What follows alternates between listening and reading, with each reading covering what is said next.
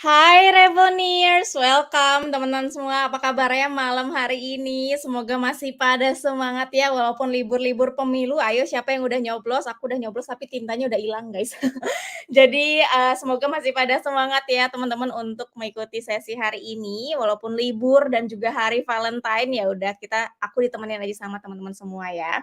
Jadi semoga masih pada semangat untuk mengikuti sesi hari ini. Halo semuanya, apakah sudah ramai di YouTube? Aku baru beberapa yang masuk mungkin, boleh dong diramein lagi ya kolom live chat-nya. Semoga masih pada semangat dan sudah pada join nih di sesi malam hari ini. Oke, jadi mungkin langsung aja aku buka dulu untuk sesi kita malam hari ini. Jadi selamat datang teman-teman di sesi malam hari ini kita akan ada case study review. Jadi buat teman-teman yang mungkin bukan kemarin sih, minggu lalu kan kita ada salah satu tugas yaitu case study. Jadi kalau misalnya teman-teman di sini masih bingung, aduh bener nggak sih ngerjain case study-nya kayak gini? Atau mungkin bingung deh cara ngerjain case study itu sebenarnya kayak gimana sih?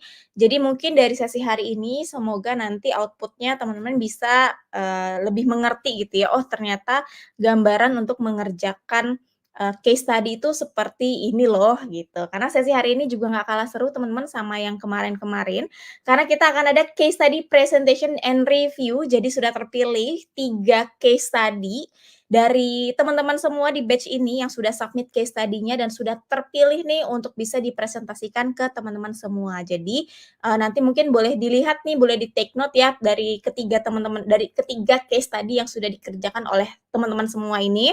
Mungkin bisa dijadikan, contoh untuk teman-teman semua dan mungkin bisa jadi motivasi juga untuk ngerjain case tadi nanti ke depannya. Terus, selanjutnya kita akan ada pembahasan sedikit soal gimana sih cara ngebuat case study itu, merubah case study itu jadi sebuah portfolio, ataupun mungkin di sini ada yang bingung portfolio itu bentuknya seperti apa, mungkin kita akan bahas sedikit ya teman-teman terkait portfolio di sesi malam hari ini.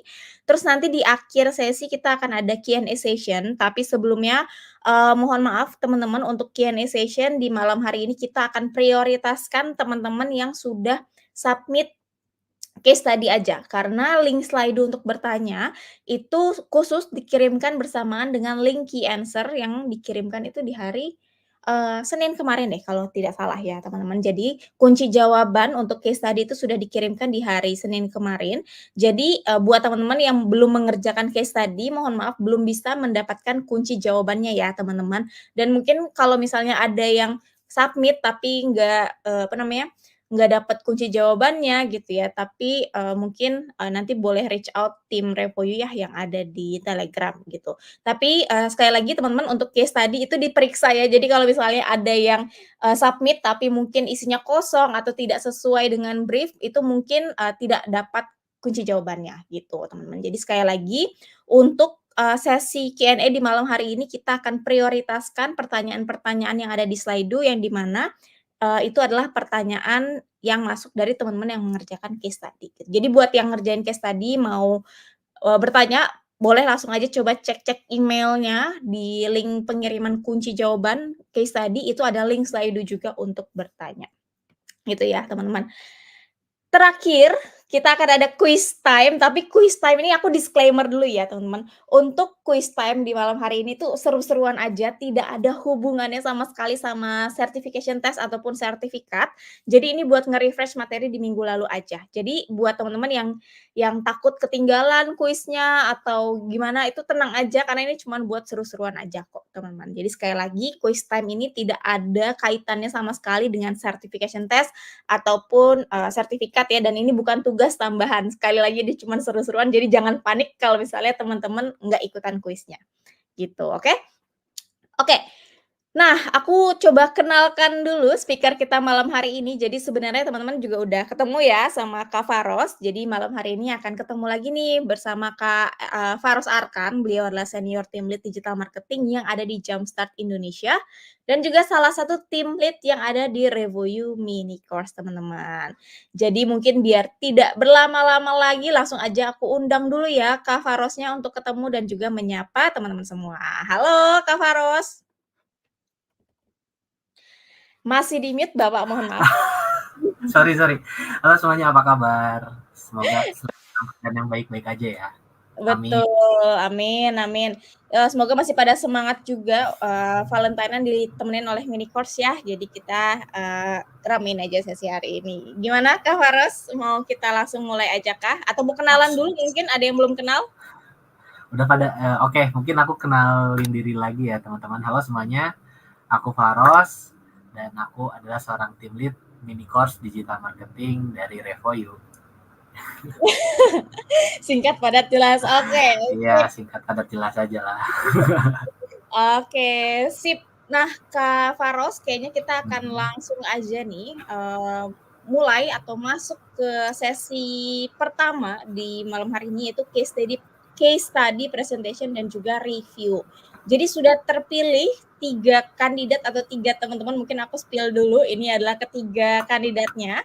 Ada Nadia, ada Bunga, ada Rahmanisa yang mungkin bisa kita show case tadinya nih ke teman-teman semua di sesi malam hari ini gitu. Yeay. Oke, jadi nanti boleh disemangatin nih teman-temannya yang nanti akan presentasi ya teman-teman. Kalau misalnya kemarin-kemarin kita udah lihat ada yang di review CV-nya, ada juga yang melakukan elevator pitch gitu ya. Dan di hari ini kita akan ada presentasi case tadi gitu. Nah, jadi mungkin kita akan langsung nih masuk ke presentasi kandidat dari pertama, yaitu Nadia. Apakah Nadia sudah ready untuk ketemu dan juga menyapa teman-teman semua?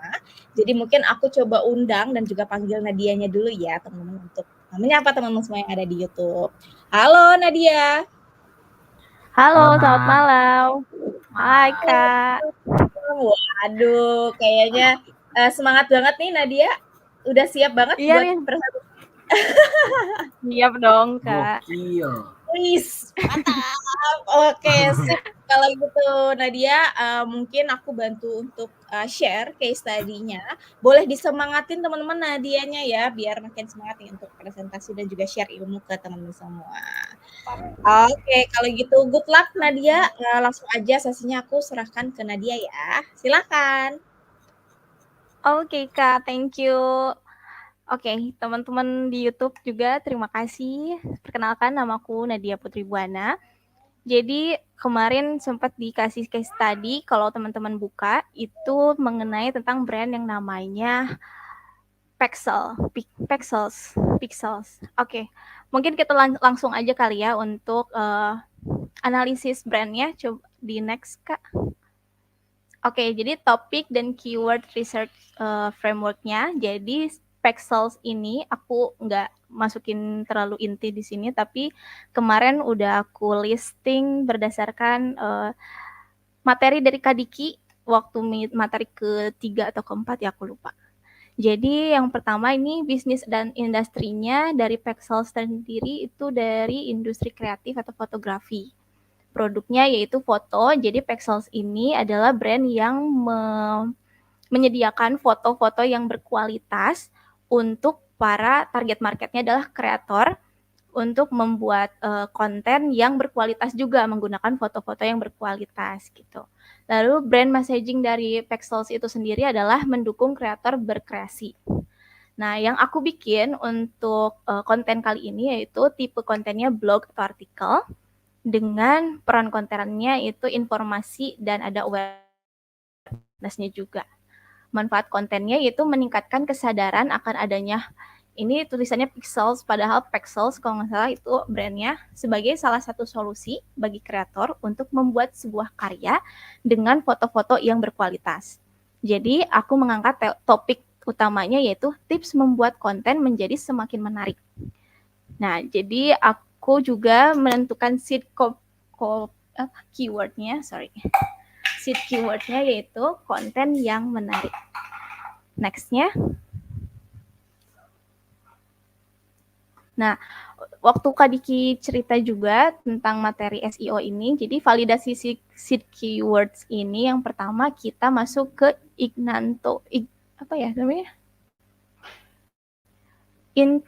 incognito window, di mana kita nggak ada record apapun di situ. Jadi kita bisa buka mode itu, lalu kita search seed keyword yang kita pilih.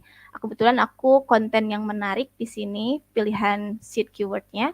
lalu muncul di bawahnya yang serupa dan yang mungkin sering di search sama orang-orang lain, yaitu konten yang menarik di Facebook, di YouTube seperti apa, di TikTok dan lain sebagainya. Next. Aku juga validasi seed keyword-nya masuk ke pencariannya. Yang pertama di sini ada artikel-artikel lain dan orang lain juga bertanya atau ini ada 4 pertanyaan ya. Mungkin ini juga salah satu hal yang nanti akan dipertimbangkan untuk menganalisisnya gitu. Next-nya. Nah, setelah kita menganalisis dari seed keyword-nya, kita juga search volumenya menggunakan Ubersuggest. Aku benar-benar ngimplementasiin banget yang kemarin Kak Diki infoin, jadi aku step by step-nya ngikut dari situ. Dan yang keyword yang aku ketikkan konten yang menarik di sini ada 720 search volume-nya dengan SEO difficult-nya 44, paid difficult-nya 1, dan lain sebagainya. Jadi kita fokus dulu di search volume-nya. Next-nya. Nah, di sini listing dan analisa keyword list. Yang tadi yang pertama kita munculkan itu ada beberapa keyword yang serupa. Ini juga lihat dari Uberlist. Ada konten yang menarik di TikTok, di YouTube, dan ingat juga dari Kak Diki waktu itu pernah bilang kalau walaupun search volume-nya 0, tapi ketika muncul di Uber tadi itu berarti ada orang yang cari gitu. Jadi tidak usah melulu melihat dari search volume, tapi gimana si keyword ini relevan dengan konten yang akan kita buat gitu. Jadi aku masukkan yang sekiranya relevan itu aku di sini masukin sampai 17 aja, di mana yang cuman ada search volume-nya cuman ada sekitar 6.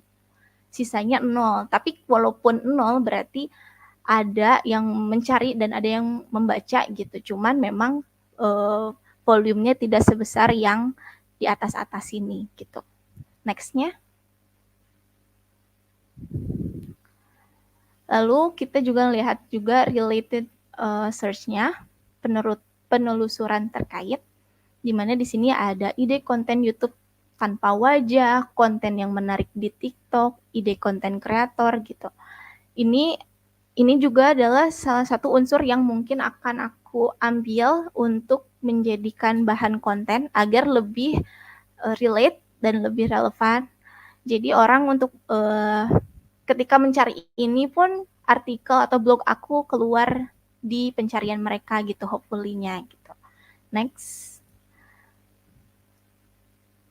People also ask juga, orang lain juga bertanya tentang konten yang menarik itu apa, konten apa saja yang menarik di YouTube gitu kan.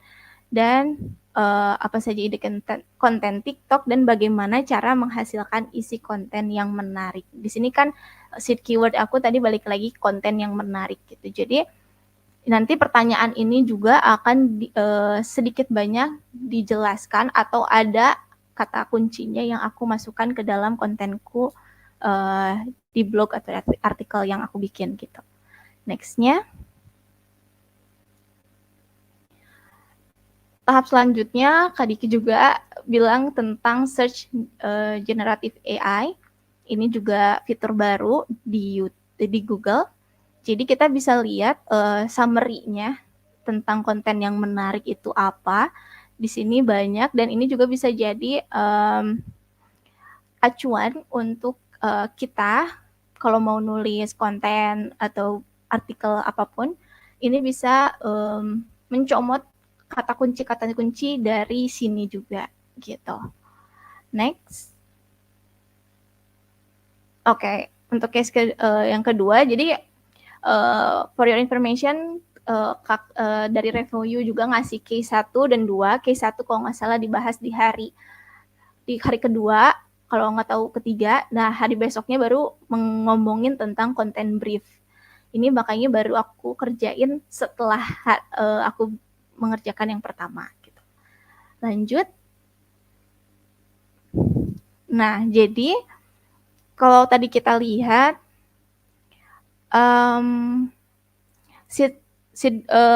keywordnya kan konten yang menarik. Jadi pas ketika kita search konten yang menarik, ada 3 artikel yang aku pilih yang menurutku menarik perhatian dan akan aku analisis. Yang pertama ini dari Kumparan, yang tadi ada juga tuh 23 ide konten menarik gitu kan. Nah, di sini aku juga pakai word count-nya dari, aku lupa. SEO Meta in one click, itu juga dikasih tahu dari Kak Diki. Ini ngebaca tentang berapa kata yang ada di artikel tersebut. Lalu di sini konten analisis remark-nya membuat listicle ide-ide konten YouTube yang menarik engagement audience. Ini yang kontennya yang Kumparan ya. Yang judulnya yang 23 ide konten YouTube menarik yang bisa jadi referensi gitu. Menurutku konten ini tuh mempunyai kelebihan. Yang pertama adalah website media berita online yang cukup terkenal, yaitu Kumparan. Siapa sih yang nggak tahu Kumparan gitu? Ini kan website sudah terkenal, maka dari itu mungkin insight-nya lebih banyak, jadi lebih banyak menarik orang untuk baca. Dan ini yang bisa membuat dia jadi list pertama ketika aku ketik konten yang menarik gitu. Terus kekuatan selanjutnya yaitu menurutku kelebihannya adalah memiliki list ide yang banyak dan variatif sehingga membuat pembaca bisa memiliki referensi yang banyak. Dari title-nya aja udah 23 ide konten gitu. Jadi ketika pembaca yang mungkin ingin membuat konten YouTube itu punya pilihan ide yang banyak gitu, dan emang ini variatif banget sih list idenya gitu, dan penjelasannya cukup singkat dan padat gitu. Untuk 23 list kita bisa baca dengan cepat dan padat, itu menurut aku adalah suatu kelebihan yang harus kita comot untuk konten kita sendiri gitu. Jadi kalau kita mau bikin konten, usahakan yang bisa menarik perhatian dan singkat, padat gitu, dan jelas gitu. Tapi kekurangannya menurutku adalah terlalu banyak iklan dan yang berupa gambar dan video sehingga mengganggu kenyamanan membaca gitu. Jadi ketika kita klik beritanya memang isinya bagus gitu, cuman dari iklannya berupa gambar dan video ini kadang nutupin, kadang kita harus nge-close-closein dulu, terus harus ngelihat dulu tadi sampai mana ya, terus scroll. Jadi menurut aku sebagai pembaca ini agak sedikit mengganggu ya. Ini merupakan menurutku kekurangannya. Lalu yang kedua list yang aku ambil dari kompas.com. Ini juga kontennya dengan judul Ditjen Diksi. Ini jenis konten yang menarik dan bikin viral.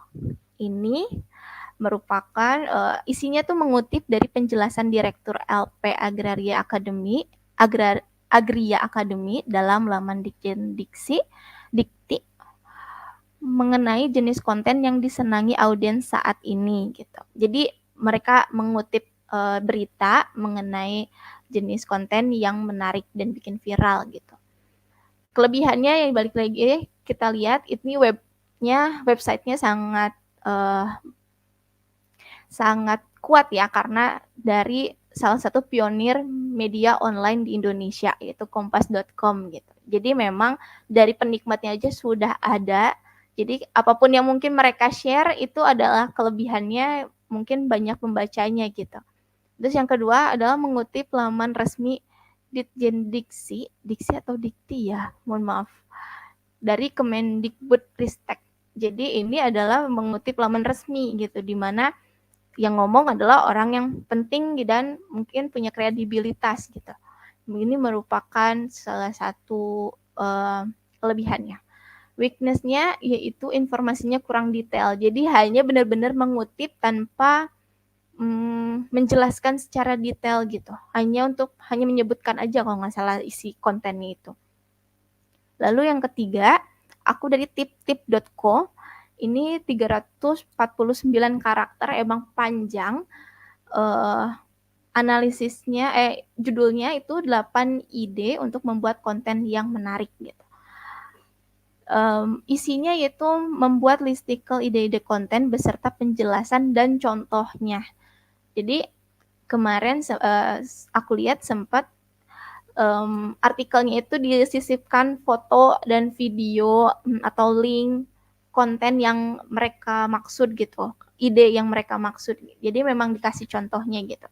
Yaitu menjadi kekuatan, yaitu memaparkan ide kontennya dengan singkat beserta contoh kontennya. Menurutku itu adalah salah satu kelebihannya. Lalu kekurangannya, tidak konsisten, tidak semua penjelasan disertai dengan contohnya. Kalau nggak salah idenya tuh 8 plus itu sekitar 10, aku lupa. Tapi itu yang ada contohnya tuh setengahnya lah ada gitu. Cuman ada juga yang tidak ada, cuman subjudul dan penjelasannya aja gitu. Nggak ada yang contoh kontennya gitu. Memang ada di atas-atasnya dan menarik menurutku gitu. Cuman sayangnya tidak semua dijelaskan beserta dengan contohnya gitu. Lalu nextnya,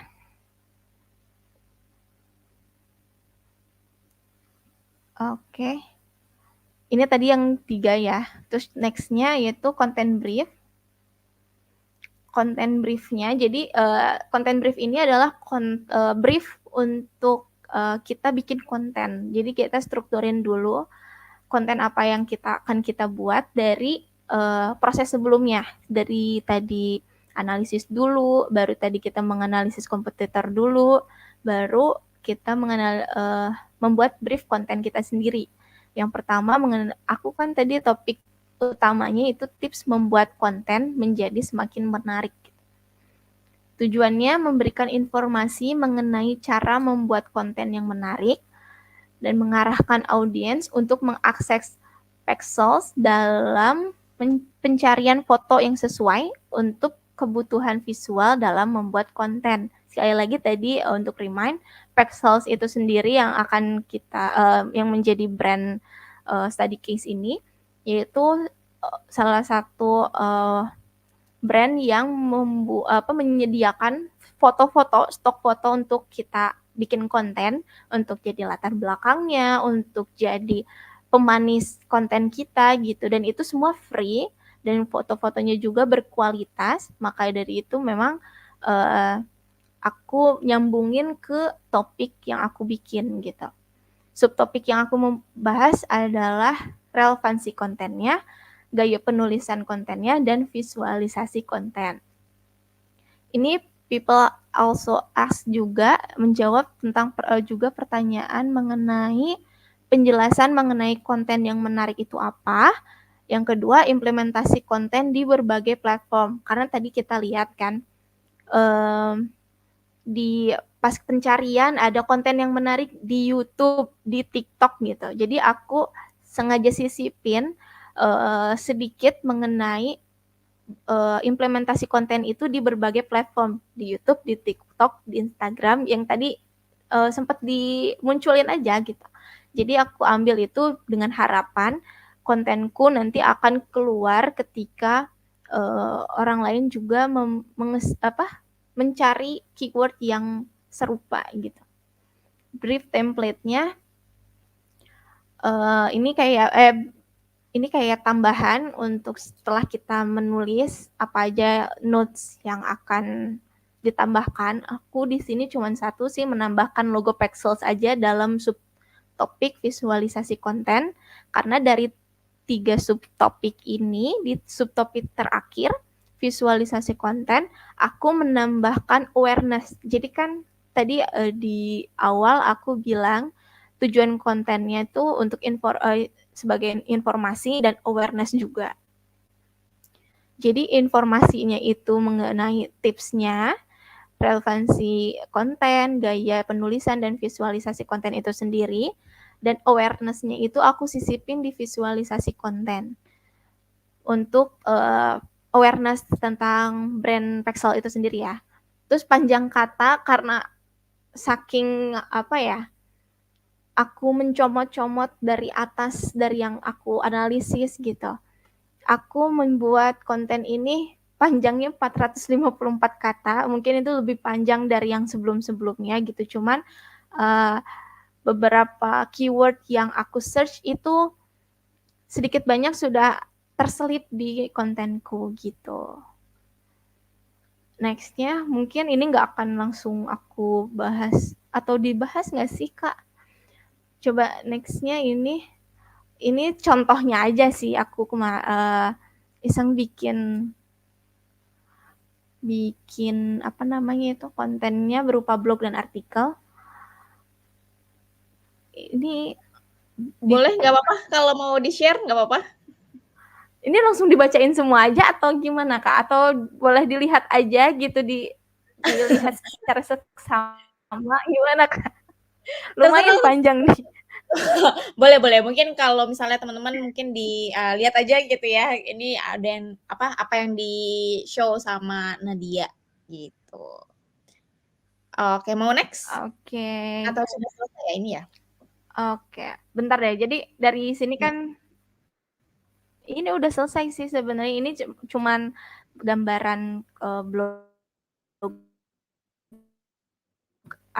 artikelku yang dibikin. Nadia, apakah aku yang nge-lag? Ini adalah Nadia, Nadia, apakah bisa dengar aku? sama dan ada subjudulnya. Oke. Nat? Oh, iya tadi agak nge-lag. Nadia, apakah sudah aman? Oh, Halo? aman sih di aku. Oh, Di udah. kakak aman nggak? Tadi nge-lag, Udah ya? tadi putus. Sekarang udah aman. Nah. Oke. Iya Oke. sih. Sip. Jadi Boleh dilanjut apa ya? lagi. Kenapa? Dilanjut aja nggak Oke. apa-apa. Udah aman kok sekarang. Ini Loh, sekarang nge-lag kakak yang lagi. Oh iya. Apakah aku yang nge-lag, guys? Aku jadi tidak tahu aman nih. ya? Boleh dibantu ya, komen Oke. ya teman-teman. Nah, kalau misalnya aku atau Nadia yang nge-lag. Aman kok Nadia, kalau di aku Nadia suaranya aman. Boleh, silahkan dilanjut aja.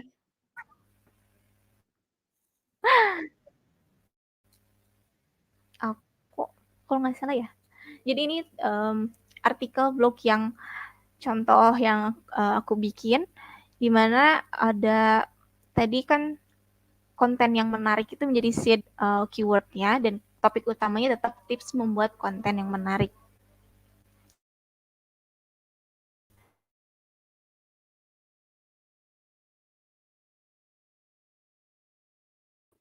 Nadia nge-freeze ya? Di teman-teman apakah nge-freeze Tadi juga? ada yang harus menjelaskan apa itu konten.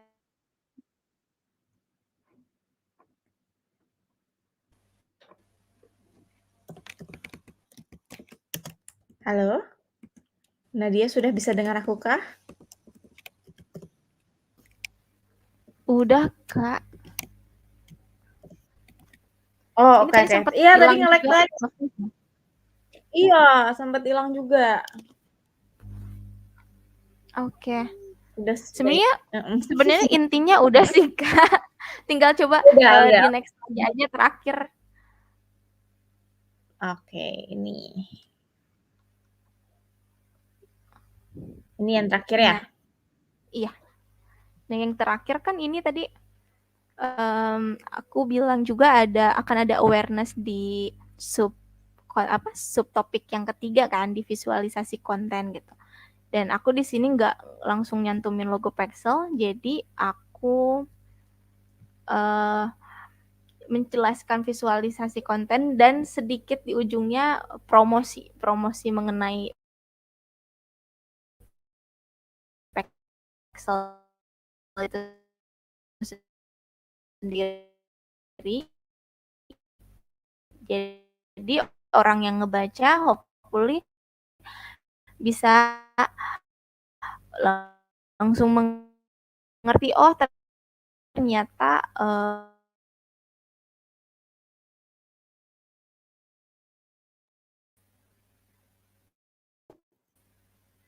Nadia.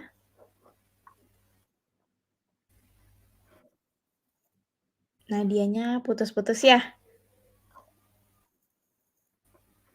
Halo? Nadia, apakah bisa dengar aku?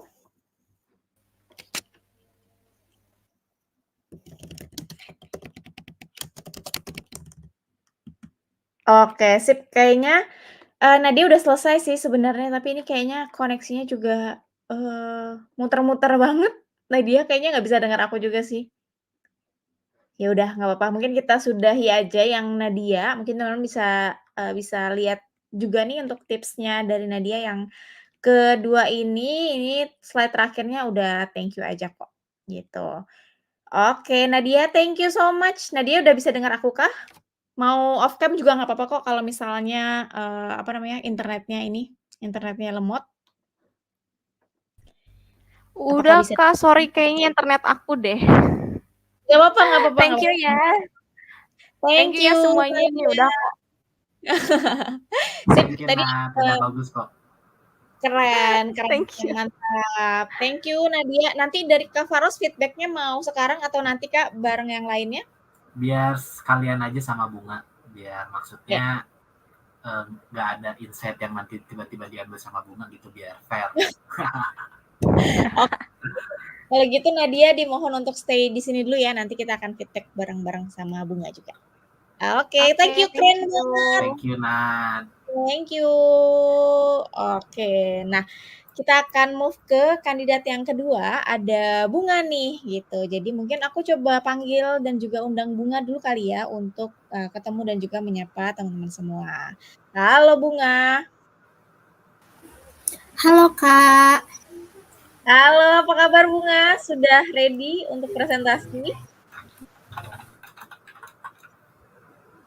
Iya. udah Kak, udah siap. Oke, sip kalau gitu. Nah, kalau misalnya nanti ada, connection trouble atau misalnya agak patah-patah, mungkin, dari Bunga atau mungkin dari Nadia mau off cam juga nggak apa-apa kok, kalau misalnya nanti ternyata, eee, apa namanya, terlalu patah-patah gitu nantinya.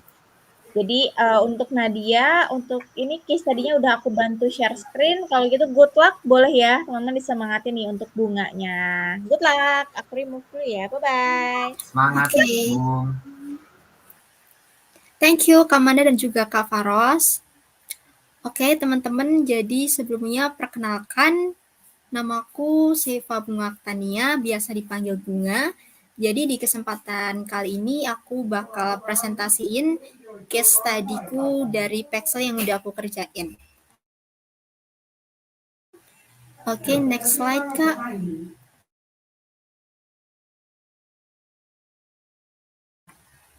Oke, jadi sebelum membuat konten, aku udah ngelakuin beberapa research tentang Pexels itu sendiri. Next slide, Kak.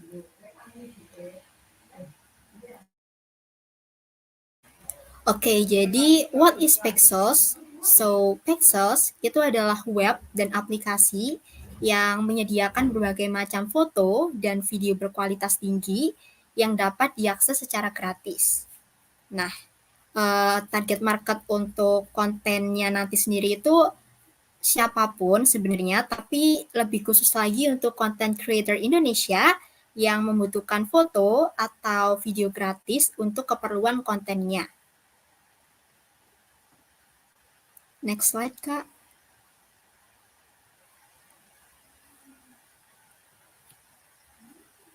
Nah, jadi setelah mengetahui dari bisnis Pexels dan juga target marketnya dari kontenku nanti, aku udah menentukan untuk kontennya sendiri. Jadi tipenya itu artikel blog, di mana role-nya itu informasional atau memberikan informasi yang tujuannya untuk memperkenalkan apa itu Pexels dengan memberikan informasi lengkap mengenai pengertian, kelebihan menggunakan Pexels, sehingga pembaca bisa tertarik untuk mengunjungi website Pexels atau download aplikasinya. Dalam arti lain, tujuan dari konten ini tuh bisa menarik pembaca untuk menggunakan Pexels itu sendiri. Next slide, please. Nah, untuk topik dari kontennya nanti, itu 3 alasan kenapa kamu harus menggunakan pixels. Jadi di sini aku kerucutin menjadi 3 alasan main reason-nya kenapa kamu tuh harus menggunakan pixels. Gitu. Nah, untuk seed keyword-nya sendiri, itu manfaat menggunakan pixels. Ini berkaitan dengan topik yang aku pilih, yaitu alasan kenapa kita harus menggunakan pixels. Jadi, dalam konten ini tuh tujuannya tuh kita tahu kalau emang manfaatnya menggunakan pixels itu apa, kelebihannya apa dibandingkan website atau aplikasi lain yang menyediakan foto atau video gratis. Oke, next slide. Nah, setelah aku menemukan seed keyword, yaitu manfaat menggunakan pixels, aku memvalidasinya melalui Google Incognito Mode. Nah, di sini muncul beberapa suggestion query, yaitu manfaat menggunakan pixels untuk video, manfaat menggunakan pixels Indonesia, dan lain sebagainya. Next slide, please. Nah, setelah aku cari di Google Incognito Mode itu sendiri, ini adalah hasilnya di SERP atau Search Engine Results page. Nah, untuk pertama itu ada dari website Pixels itu sendiri, yaitu berupa About page, yang langsung menjawab pertanyaan dari apa sih manfaat menggunakan Pixels itu. Nah, di sini kita bisa lihat yaitu ada kalimat yang di highlight dengan warna biru. Nah, ini bisa kita sebut sebagai feature snippet, yaitu kalimat yang langsung menjawab question kita gitu. Nah, untuk tampilan kedua untuk hasil pencarian itu aku nemuin artikel page dari wondershare.co.id. Ini juga membahas tentang manfaat dari pixels itu. Next slide, Kak.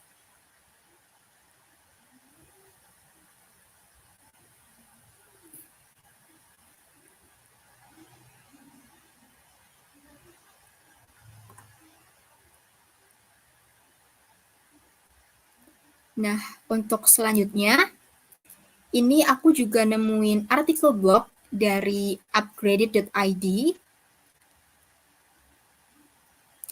Lalu ada juga product page dari Pixels itu sendiri. Jadi ketika kita buka website ini, itu dari Pixels itu akan mengarahkan kita ke product page mereka, yaitu berupa foto atau video yang bisa kita unduh secara gratis. Next slide, please.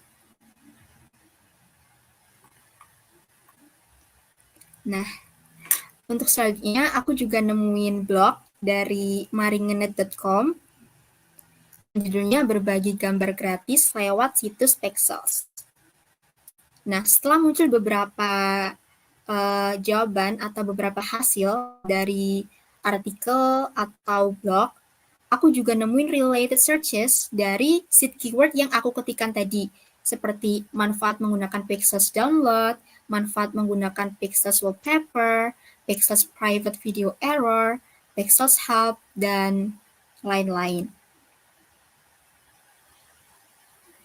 Bisa next slide, Kak.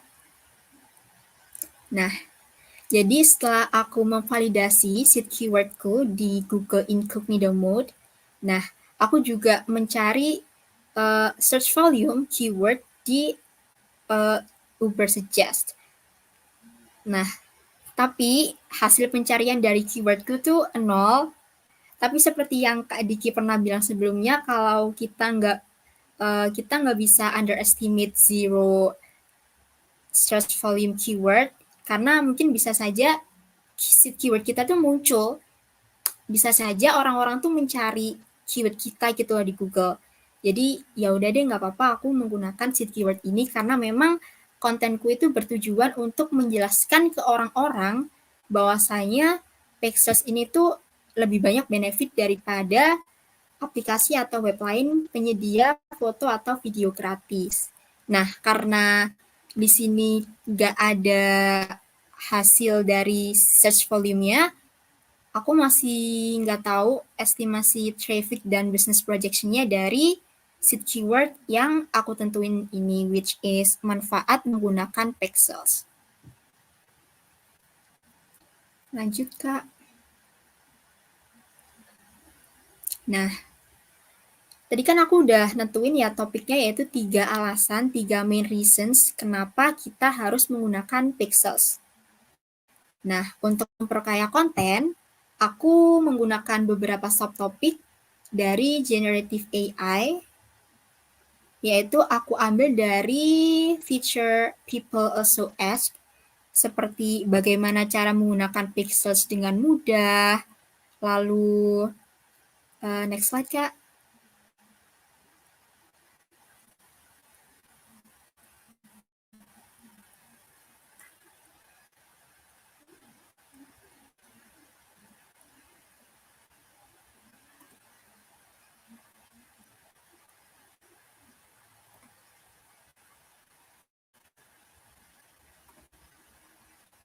Bunga, apakah sudah ter-next di Bunga?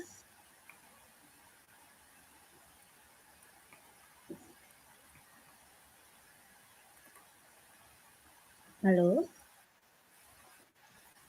Halo, Apakah Kak. Bunga Oke, aku lanjutin ya. Nah, Ah, untuk silakan. People Also X selanjutnya yaitu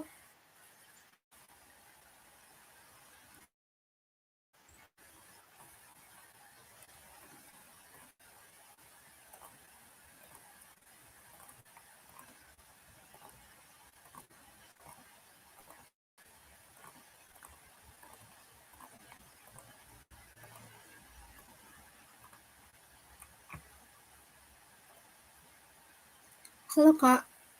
Suaraku audible nggak ya? Halo, terdengar kok suaranya? Oke, Kak. Mungkin aku izin off cam bentar kali ya sambil presentasiin biar lebih lancar. Boleh, silakan.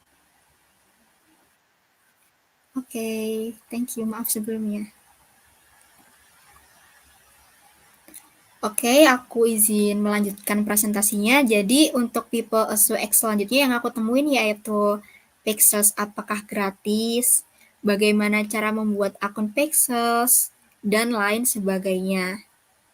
Jadi People Also X ini merupakan fitur yang orang-orang tuh kebanyakan tanya kelanjutan gitu loh dari seed keyword yang aku cari tadi, yaitu manfaat menggunakan pixels. Jadi orang-orang selain mencari manfaat menggunakan pixels, orang-orang juga mencari jawaban terkait pertanyaan ini.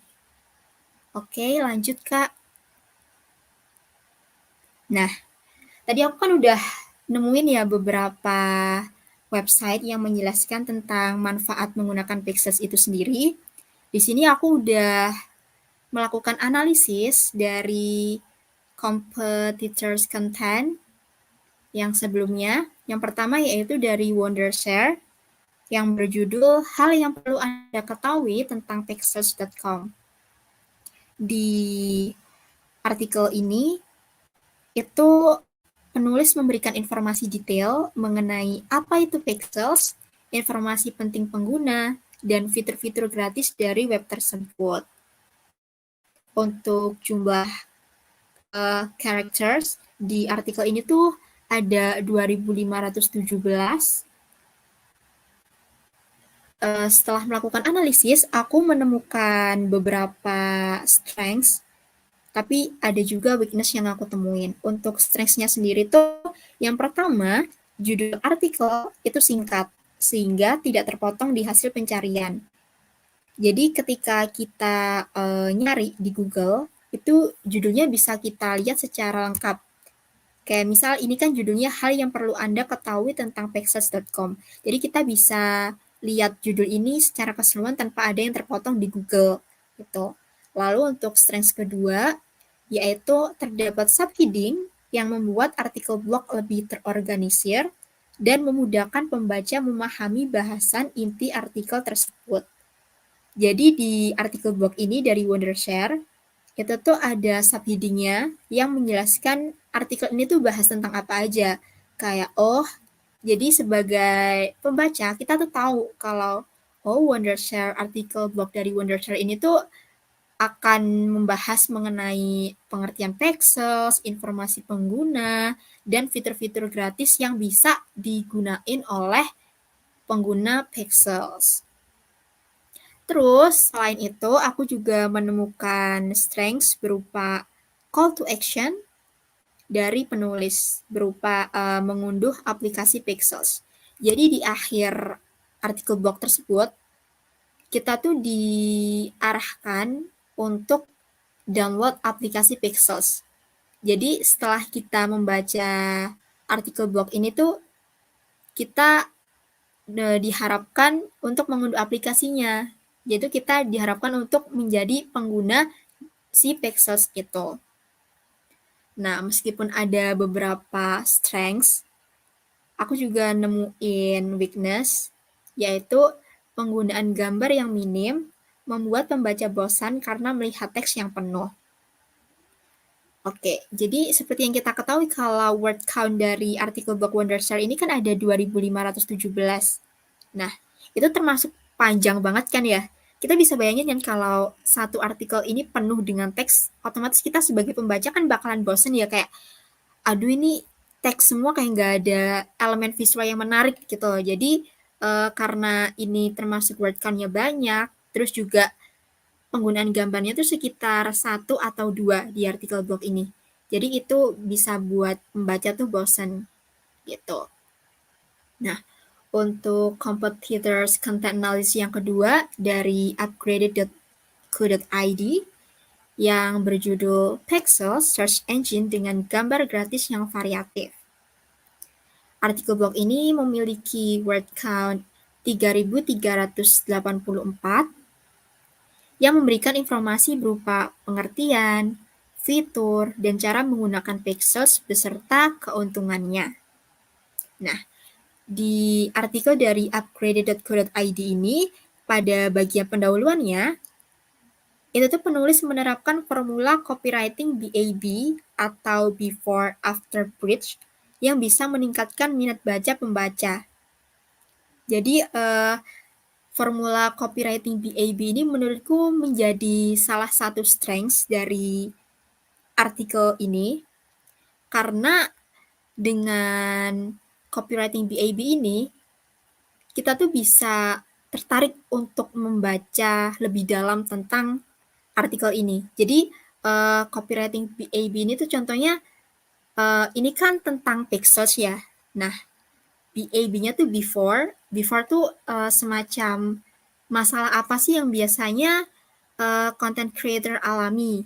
Misal content creator Indonesia ini tuh bingung, mereka sedang membutuhkan foto atau video, tapi mereka minim budget gitu, mereka butuh yang gratis. Nah, di mana sih mereka bisa dapetin foto atau video secara gratis gitu. Nah, terus untuk afternya, si penulis ini tuh ngasih tahu kalau dengan pakai Pexels, kita tuh bisa loh download foto atau video secara gratis. Dan foto videonya ini tuh berkualitas tinggi gitu. Jadi setelah mengetahui kalau Pexels ini tuh bisa mengatasi permasalahan kita, which is itu butuh foto atau video gratis, kita tuh bisa, kayaknya pakai Pexels aja deh gitu, karena kan udah tahu benefit dari Pexels itu. Nah, untuk strengths-nya yang kedua yaitu menyediakan banyak informasi mengenai Pexels.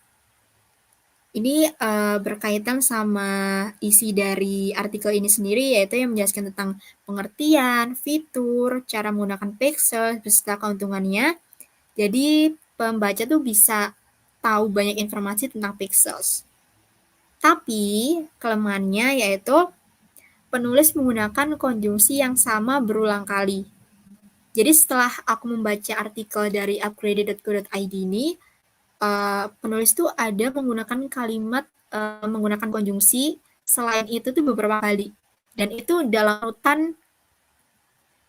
urutan yang satu subheading gitu loh. Kayak satu kalimat ini selain itu, di bawahnya selain itu gitu. Itu kan repetisi yang membosankan ya, kayak, hah, kok selain itu gitu. Nah, terus weakness yang kedua yaitu teks terlalu panjang. Karena tadi kan aku udah sempat bilang ya kalau word count-nya itu 3.300 sekian. Nah, itu jadi teksnya tuh menurutku terlalu banyak. Jadi terlalu banyak informasi yang disediain oleh pembaca gitu. Jadi nggak fokus ke suatu topik gitu. Oke, next slide Kak. Nah, yang ketiga itu blog dari maringenet.com yang berjudul Berbagi Gambar Gratis Lewat Situs Pexels. Blog ini tuh berisi pengalaman blogger dalam berbagi foto di Pexels dan mengajak pembaca untuk turut menggunakannya. Jadi blog ini tuh berisi POV dari si blogger ini waktu beliau nih upload foto atau video di Pexels gitu. Nah, artikel blog ini sendiri tuh memiliki word count 749 dengan kelebihan berbagi informasi dari sudut pandang kontributor foto di Pexels gitu. Jadi kalau blog ini tuh memberikan POV dari si blogger yang upload foto. Jadi si blogger itu sebagai penyedia foto gitu. Tapi kalau konten aku nanti tuh dari POV-nya si content creator yang akan download si foto dan video gratis itu gitu. Jadi yang menikmati fasilitas dari website atau aplikasi Pexels. Nah, untuk weakness-nya sendiri dari blog Maringenet ini tidak ada elemen visual. Jadi dalam artikelnya ini penulis sama sekali tidak menggunakan gambar, hanya full text. Lalu tidak ada konjungsi temporal untuk menjelaskan tata cara berbagi foto di Pexels. Jadi karena blog ini kan menjelaskan tentang ini kan cara untuk menggunakan Pexels ketika mau upload foto atau video. Nah, biasanya kalau kita nulis tata cara kan ada konjungsi temporalnya ya, kayak misal langkah pertama, langkah kedua, langkah ketiga, atau pakai nomor 1, 2, 3. Nah, si penulis nih nggak pakai konjungsi temporal sama sekali. Jadi kayak langsung ditulis pertama apa, tapi nggak ada kata pertama ya, kayak langsung masuk ke website, lalu di bawahnya gitu. Jadi nggak ada konjungsi temporal yang dipakai. Itu jadi menurutku bisa membuat si pembaca bingung urut-urutannya. Next slide, Kak. Nah, selanjutnya yaitu content brief yang akan ditulis oleh content writer untuk konten ini, yaitu topiknya kan tadi udah sempat aku jelasin ya kalau 3 alasan kenapa kita harus menggunakan Pexels dengan tujuan memberikan informasi berupa pengertian Pexels, kelebihan, dan cara membuat akun, serta cara menggunakannya. Nah, untuk subtopiknya, ini juga aku dapat suggestion juga dari Generative AI dan juga People Also X tadi, yaitu di konten ini, di artikel blog ini, akan menjelaskan apa itu Pexels. Jadi pembaca tuh akan tahu, akan aware, oh Pexels tuh ternyata ini loh, kayak penyedia foto video gratis, tapi kualitasnya tinggi, dan lain sebagainya. Lalu akan menjelaskan kelebihan menggunakan Pexels, berupa fitur-fitur gratis yang bisa diakses oleh pengguna, yaitu nanti ini bakal dijelasin kayak fitur fotonya, kita bisa search foto apa itu langsung muncul, dengan keyword yang kita ketikkan di Pexels itu sendiri, dan lain sebagainya. Lalu yang terakhir menjelaskan tentang cara membuat akun Pexels. Jadi di konten ini kita juga ada call to action-nya, yaitu download aplikasi Pexels atau mengunjungi website Pexels, alias membaca juga turut menjadi pengguna Pexels. Nah, untuk panjang kata sendiri tuh sebanyak 800 sampai 1.500 kata.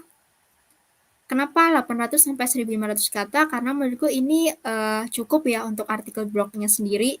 Karena menurutku ini artikel blognya cukup informatif, tapi nggak yang terlalu panjang, nggak too much information kayak artikel blognya yang sebelumnya yang sampai 3.000-an itu. Oke, dan untuk brief template-nya yang aku bakal tekanin ke content writer-nya nanti, tekankan kalau Pexels itu gratis. Jadi ini tuh ngasih tahu kalau Pexels tuh ada pembandingannya gitu loh dari aplikasi atau website lain, yaitu gratis. Kan ada tuh kayak aplikasi atau website lain penyedia foto atau video tapi nggak gratis. Lalu yang kedua, ada elemen visualnya yang bisa menarik daya baca pembaca. Dan yang ketiga, sertakan link ke product page berupa link website dan download aplikasi. Ini berupa call to action-nya tadi. Jadi selain memberikan informasi, kita juga mengajak si pembaca ini untuk menggunakan Pexels. Oke.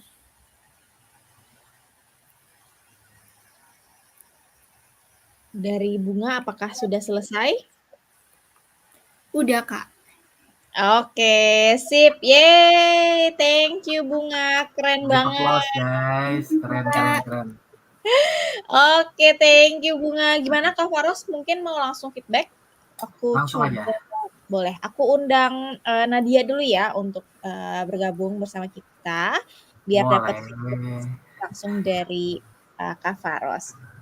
Halo Nadia. Hai, keren banget Kak Bunga. Dua-duanya keren dong. Tapi nanti dari Bunga atau Nadia misalnya feedback dari Kak Faros misalnya nggak terdengar baik, mungkin mau off cam juga nggak masalah ya teman-teman. Yang penting nanti informasinya bisa didapat. Silakan Kak Faros. Oke, aku udah share screen Kak, tolong di. Nah, waduh, bentarnya aku udah dekagok ya. Jadi sebenarnya give applause dulu ya buat Bunga sama dia udah ngebuat semua briefcast tadi ini dengan baik dan juga bagus ya. Karena aku pun nggak nyangka, maksudnya kalian udah melakukan very good job lah gitu. Yang aku pikir mungkin nggak expect-nya kalian apakah kalian sebenarnya praktisi juga gitu ya, tapi itu sebuah hal yang baik menurut aku. Oke, lanjut, aku pertama ke Nadia dulu ya. Soalnya Nadia kan kita juga di case study ini merepresentasikan Pexels ya, jadi kalau bisa usahakan kita tetap mengenalkan si Pexelsnya itu sendiri gitu, karena baik maksudnya konteksnya adalah kita kan nggak tahu nih akan mempresentasikan ini tuh kepada atasan kita atau kepada agensi yang akan membuatkan si konten itu sendiri. Karena kan ini study case yang diberikan kepada kita itu adalah brief deck gitu. Maksudnya kita ngasih briefingnya aja gitu untuk si writernya gitu. Jadi usahakan tetap dikenalkan gitu. Dan kita lanjut, ini juga untuk topik, keyword research, framework, segala macam ini udah cukup oke. Di sini Nadia udah ngejelasin dari bisnis, produk, target market, brand messaging, tipe konten, peran konten, manfaat konten, bahkan topik utama dan seed keyword. Ini udah cukup baik. Di sini ada validasi seed keyword, terus juga ya udah bisa lihat ya teman-teman di sini validasi seed keywordnya. Lalu juga di sini Nadia udah masukin search volume by Uber Suggest dan listing dan analisa keyword list. Dan mungkin sebenarnya untuk seperti related search, people also ask dan search generative AI ini udah cukup oke. Namun di sini yang menjadi concernku adalah sebenarnya itu di topik ya. Maksudnya topik ini yang dimana si topik ini kan kita berbicara terkait topik apa yang akan kita bahas gitu. Ini juga tadi ada Agnesa yang bertanya di kolom chat gitu. Jadi mohon disimak juga, ini untuk Bunga juga. Jadi topik itu ya hanya sebatas topik aja, bukan berarti judul gitu. Karena judul ini akan direpresentasikan kembali oleh si copywriter-nya gitu. Misalnya nih topiknya seperti yang udah Kak Diki jelaskan, kan topik utamanya topiknya itu fotografer Indonesia wanita gitu. Nah, itu topiknya. Judulnya itu berbeda. Nah, di sini kan kalau aku lihat Nadia topik, dan ini juga kita give plus dulu ya sama Nadia, dia udah bikin kontennya juga, udah bikin artikelnya juga, ini cukup baik menurut aku. Jadi teman-teman pun bisa tergambarkan ketika menerjemahkan dari konten brief menjadi sebuah artikel itu seperti apa. Nah, cuman di sini yang menjadi pembahasanku topik ini ya hanya sebatas topik aja, Nat, gitu. Dan juga Bunga bukan mendetail lebih ke arah judulnya. Terus juga di sini mungkin sebenarnya jatuhnya oke konten analisis, tapi ini juga bisa dijadikan menjadi kompetitor analisis. Karena kenapa aku bilang kompetitor analisis? Di sini kan ada Kumparan, ada Kompas, ada tip.co yang dimana kontennya ini kan sama nih gitu. Kita tuh bersaing dengan mereka gitu. Nah, berarti bisa dirubah juga nih, bukan konten analisis tapi kompetitor analisis gitu. Kayak gitu. Cuman untuk Nadia cukup oke. Ada yang mau ditanya dulu nggak, Nat? Sebelum aku lanjut ke Bunga. Oke, emang sih agak bias di topik utama ya Kak ya. Kalau boleh biar ada gambaran gitu, misalkan topik utamanya apa, judulnya tuh apa Kak gitu. Bagusnya. Oke, sebenarnya bagusnya gini. Sebenarnya kayak misalnya nih topik kamu kan tentang konten. Nah, konten ya udah tok di situ. Membuat konten itu topik. Oh, Nah, kayak tadi kan judulnya seed-nya itu kan konten yang menarik, seed keyword-nya. Topik utamanya misalkan apa ya tadi? Membuat konten yang menarik misalnya atau apa ya? Nah, sebenarnya kalau misalnya itu ya kamu cukup membuat konten yang menarik aja. Itu topik. Oke. Nah, ini kan masuknya udah ke judul. Tips membuat konten menjadi semakin menarik. Kayak gitu. Dan ini juga kan nanti juga aku bakal kasih lihat contoh brief yang emang udah pernah aku jelasin, tapi nanti ya beres Nadia. Beres Bunga, sorry. Oke, ada lagi? Udah sih, tapi berarti mau make sure aja berarti misalkan topik utamanya aku konten yang menarik. Berarti kalau aku mau bikin itu untuk jadi seed keyword pun nggak apa-apa? Atau harus berbeda dari yang utama? Apa-apa, sebenarnya nggak masalah. Jadi seed keyword itu kan sebenarnya topik yang ada di pikiran kamu, maksudnya kira-kira mau bahas apa nih gitu kan, fotografer Indonesia. Nah, maksudnya kalau misalnya Nadia melihat key answer-nya kan fotografer Indonesia. Terus masuk lagi kira-kira mau untuk jadi main topiknya apa? Oh, ternyata fotografer wanita Indonesia gitu. Di situ nanti turun lagi baru jadi ke judul kayak gitu. Oke. Dan Thank you, mungkin Kak. ini sama satu lagi mungkin aku pengen ini aja terkait si terakhirnya kalau bisa gitu. Meskipun ini ada kalau aku lihat kan ini konteksnya adalah informational article ya. Tapi kalau bisa tetap disisipin CTA yang emang mengarahkan yuk gunakan Excel gitu dengan bahasa yang ya disesuaikan lah oleh Nadia. Oke, Kak. Oke. Oke, thank you banget, Kak. Ya, aku lanjut ke Bunga ya. Oke, Bunga, thank you ya. Bunga juga udah membuat case study ini juga udah cukup baik, udah sangat baik gitu, sama kayak Nadia. Dan di sini Bunga juga udah memberikan sudah cukup lengkap lah dari topik and keywords-nya, validasi seed keyword-nya, lalu juga hasil pencarian SERP-nya gitu. Dan sebenarnya teman-teman kita juga perlu agak concern juga gitu terkait search volume keyword. Mungkin nanti habis ini juga aku akan coba bahas. Dan selain itu juga ini competitors content analysis ini udah cukup oke, Bunga. Jadi Bunga yang dimana di sini udah ngasih title-nya, strength-nya, weakness-nya. Berarti kan di sini Bunga itu sudah benar-benar menganalisa si kontennya gitu. Dan di sisi lain juga di sini juga sama di content brief. Terkait nih si topiknya tuh ini lebih ke judul. 3 alasan kenapa kamu harus menggunakan pixels gitu. Mungkin topiknya bisa dirubah menjadi menggunakan pixels gitu. Atau dengan keyword yang emang sejenis kayak misalnya pentingnya kayak kenapa sih kan kita mulai berpikir dari awal itu kayak kenapa kita pakai pixels gitu kan. Oh ternyata kita butuh untuk fotografi misalnya gitu. Ya kita masukin aja topik utamanya fotografi gitu. Dan itu nanti ke judulnya 3 alasan fotografer menggunakan pixels gitu. Jadi biar lebih related lah. Maksudnya kita juga ketika ngasih brief ke si writernya jadi paham oh topiknya ini. Nanti judulnya akan seperti apa biar writernya yang menulis gitu. Dan ya menurutku overall juga udah bagus sebenarnya. Cukup baik untuk Bunga. Ada yang mau ditanyain?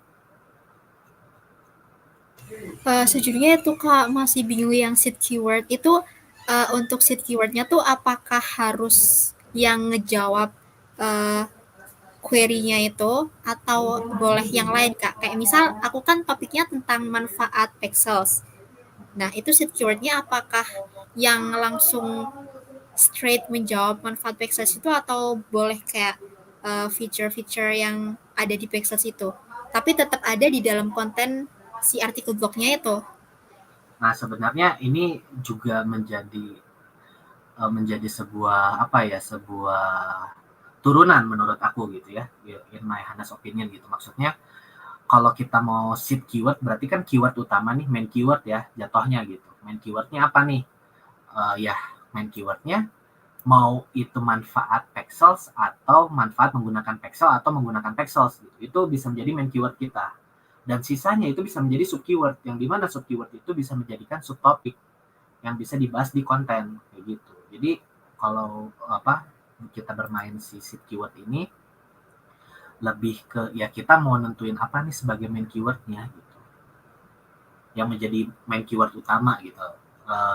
Di sini juga kan ada search volume-nya kan.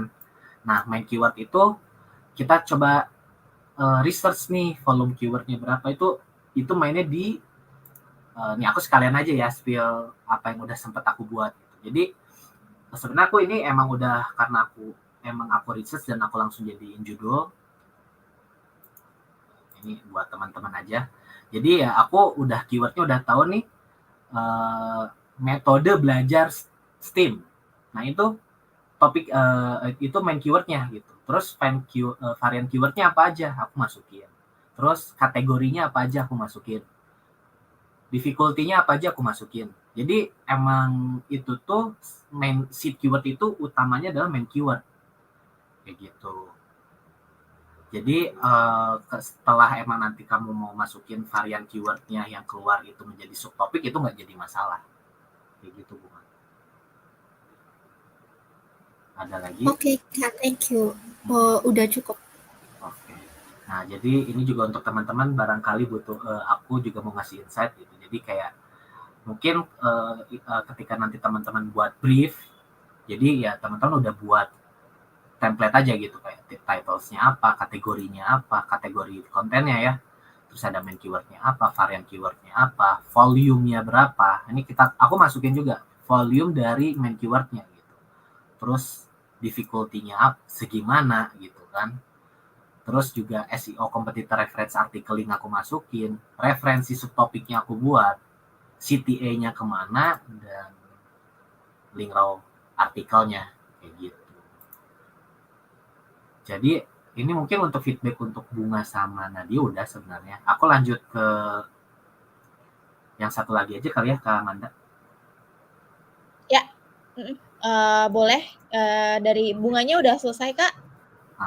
Bunga ada mau ditanyain lagi atau cukup? Menurutku udah cukup Kak. Oke. Kalau misalnya ada mau ditanyain bisa lewat linkin aja lah. Oke, sip. Kalau gitu, thank you Bunga. Semoga bermanfaat ya feedback dari Kak Faros. Oke, thank you Kak. Thank you. Bye-bye Bunga. Terima kasih ya. Oke, silakan Kak Faros mungkin mau dilanjut. Oh, mungkin buat konteks dulu Kak Faros ke teman-teman semua. Jadi harusnya kita ada 3 kandidat teman-teman, tapi yang satu ini Rahmanisa kebetulan berhalangan hadir. Jadi mungkin sedikit di-run through secara singkat aja sama Kak Faros ya. Semoga nanti Rahmanisanya bisa. Silakan Kak. Oke. Jadi di sini juga Rahmanisa juga aku panggil Nisa aja kali ya, Nisa. Di sini udah menjelaskan company profile-nya, topik research-nya, how I find it. Dia menjelaskan gimana dia mencari topiknya. Terus juga dia mencoba search. Nah ini nih, ini dia main keywordnya itu main desain interior. Lalu dia menemukan main topiknya. Terus juga dia search di Google Trends, itu gimana nih trennya gitu, naik turunnya segala macam. Terus juga dia validasi melalui Ubersuggest dan juga ini menggunakan SEMrush. Terus juga dia memasukkan juga si people also ask-nya based on SERP, dia masukin reasoning, main topic, and subtopic. Nah di sini dia mencoba memberitahu nih dari topiknya itu main keywordnya apa, desain interior, reasoningnya kenapa dia jelasin, main topiknya apa, desain interior rumah, reasoningnya apa. Nah ini nih turunan yang aku bilang tadi, Bunga gitu. Terus related queriesnya apa. Nah ini tuh bisa menjadi subtopiknya gitu. Terus lanjut ke content brief. Di sini content briefnya menurutku Nisa udah cukup jelas. Dia ngebuat target audiensnya, main keywordnya apa, title tag-nya apa, topiknya apa, subtopiknya apa, goals-nya kemana, konten panjangnya berapa kata, sampai visualnya tuh seperti apa. Ini content brief-nya. Dan dia pun sudah menyantumkan content brief untuk si copywriter-nya, yang dimana dia bilang nih di subtopiknya itu ingin bahas desain interior rumah minimalis. Briefnya apa aja yang harus dijelasin, terus referensinya kemana. Ya, dijelasin lah semuanya gitu. Jadi menurutku untuk content brief ini yang paling paket lengkap gitu. Ya kita give close juga buat Nisa, thank you udah ngebuat content brief yang emang lengkap biar teman-teman juga bisa tahu gimana sih cara membuat content brief untuk copywriter gitu. Mungkin kayak gitu Kak Manda. Oke. Oh ya Kak, aku mau jawab yang di komen. Maksudnya Boleh, untuk link spreadsheet-nya maaf nggak aku kasih, tapi ya teman-teman bisa catat aja dari YouTube tadi. Udah. Oke, sip. Thank you Kak Faros, udah bantu review juga buat yang Rahmanisa. Semoga nanti Rahmanisanya bisa ini ya, bisa, nonton ulang nanti misalnya, sekarang belum bisa join. Oke. Nah, Kak Faros, ada lagi yang mau disampaikan? Cukup kok dari aku. Oke, sip. Nah, kalau tadi Kak Faros kita udah, udah lihat langsung ya presentasi dari teman-teman. Semoga bisa lebih kebayang ya teman-teman untuk, nantinya pengerjaan case tadi itu seperti apa. Nah, mungkin selanjutnya nih Kak Faros, pertanyaan yang paling sering ditanyakan, portfolio itu isinya seperti apa sih Kak? Terus gimana caranya case tadi itu dirubah jadi portfolio? Bentuk portfolio itu seperti apa? Mungkin banyak yang belum tahu ya teman-teman.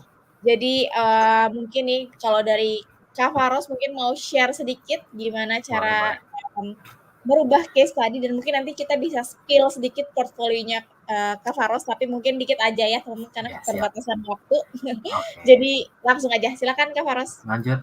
Oke, mungkin aku juga di sini akan mencoba menjelaskan ya terkait how to turn your case studies into a portfolio gitu. Boleh next Kak? Sebenarnya menurut teman-teman gitu, apakah kita cukup gitu mengerjakan hanya satu case study saja ketika berbicara mengerjakan project digital marketing gitu? Pasti kan menurutku pribadi juga nggak cukup ya ketika kita ingin membangun portofolio, tapi ternyata projectnya cuma satu gitu. Boleh next Kak? Nah sebenarnya sebagai informasi aja teman-teman, Revoyo Mini Course ini memang hanya satu project saja yang kita kerjakan. Itu ibaratnya seperti iceberg lah ya, yang muncul di permukaan itu hanya satu topik aja gitu. Si Mini Course ini yang di permukaan hanya satu topik. Tapi di Revoyo Full Stack Project itu kita akan mengerjakan 10 plus project selama Revoyo Course dan Revoyo Next gitu. Yang dimana nanti kita akan belajar budget allocation, landing page, SEO, marketing analytics, SEM, dan lain sebagainya gitu. Dan dari setiap materi itu kita akan mendapatkan kita akan mengerjakan project-projectnya itu sendiri gitu, sehingga kita mendapatkan insight dan juga kita juga bisa mempelajari, oh ternyata seperti ini gitu. Kenapa aku bilang ketika kita mendapatkan ketika kita mengerjakan berbagai project itu penting, karena semakin banyak project yang kita kerjakan itu akan semakin baik. Karena apa? Ya orang-orang pun akan semakin percaya pada kita gitu. Dan kenapa aku bilang kenapa kita tidak mengikuti Review Full Stack aja nih? Karena ya tadi di Review Full Stack digital marketing ini ya kita akan dipandu oleh orang yang memang experience di bidangnya. Selain itu juga kita akan dibantu dan dipandu untuk mengenhance CV kita dan juga portfolio kita gitu. Selain itu kita akan dibimbing oleh experience mentor di industrinya itu sendiri gitu. Boleh next, Kak?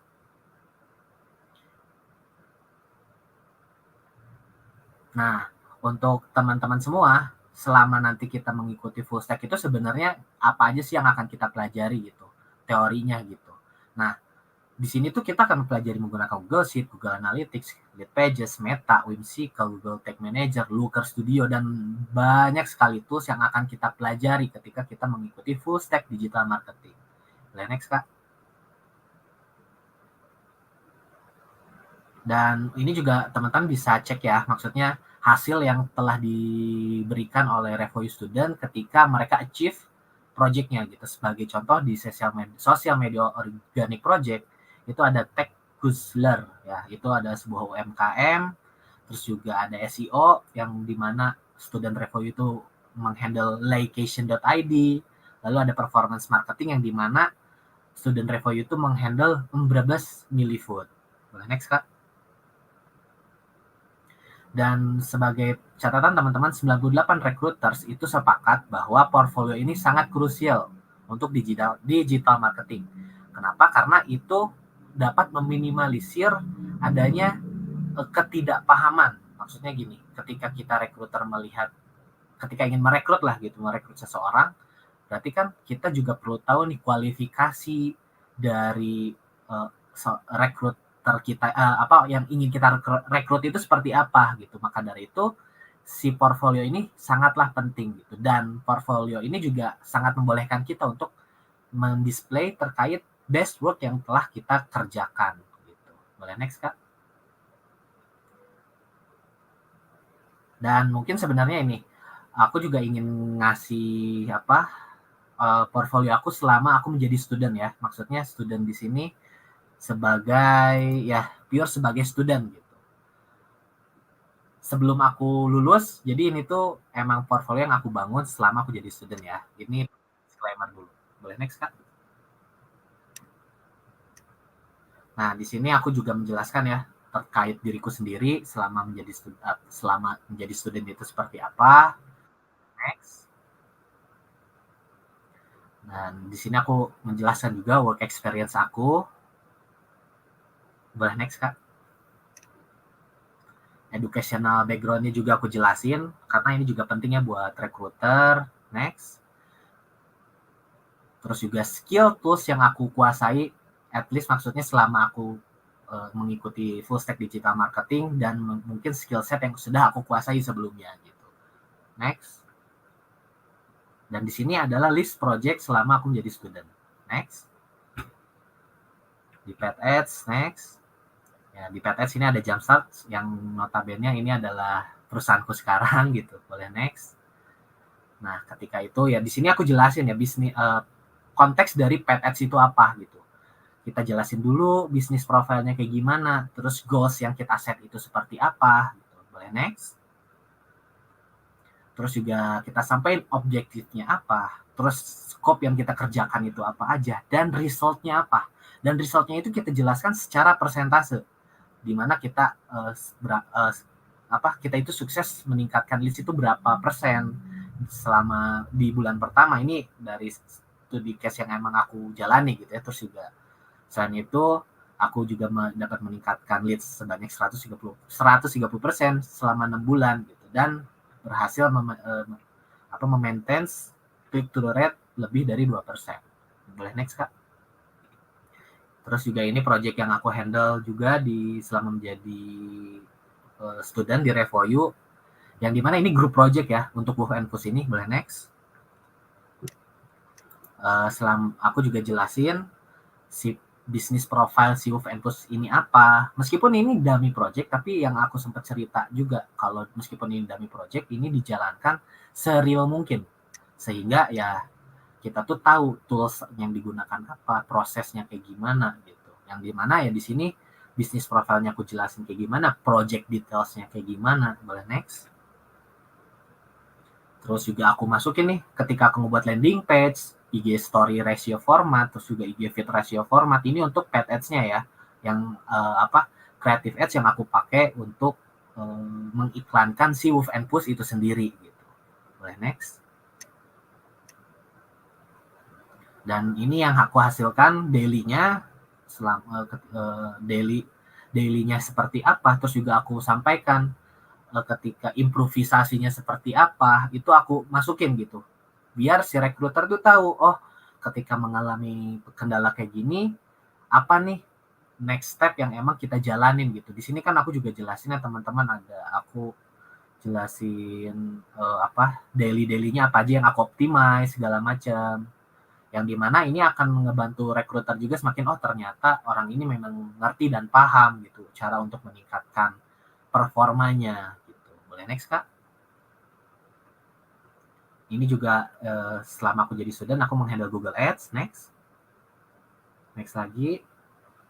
Di sini aku melakukan keyword matching, terus juga aku coba search terkait dari semua keyword ini. Akhirnya aku pakai si keywordnya, terus aku hitung nih dari keyword yang aku pakai mana nih yang paling perform gitu. Aku masukin gitu. Boleh next. Di sini juga hasilnya aku jabarkan gitu, maksudnya clicks yang aku peroleh berapa, CTR-nya berapa. Ya maksudnya ini adalah konteks hasil yang memang kita dapatkan gitu. Boleh next. Ini untuk SEO, next juga. Selama SEO nih, selama jadi student, aku coba untuk menganalisa untuk si Kompas itu sendiri. Terus juga di sini emang menyampaikan ya dari hasil analisanya seperti apa, rekomendasinya seperti apa, sampai marketing plan-nya pun kita buatkan gitu. Jadi benar-benar ya kita tuh belajar dari nol, tapi kita bisa menguasai dari A sampai Z-nya gitu. Boleh next. Ini untuk konten marketing, next lagi.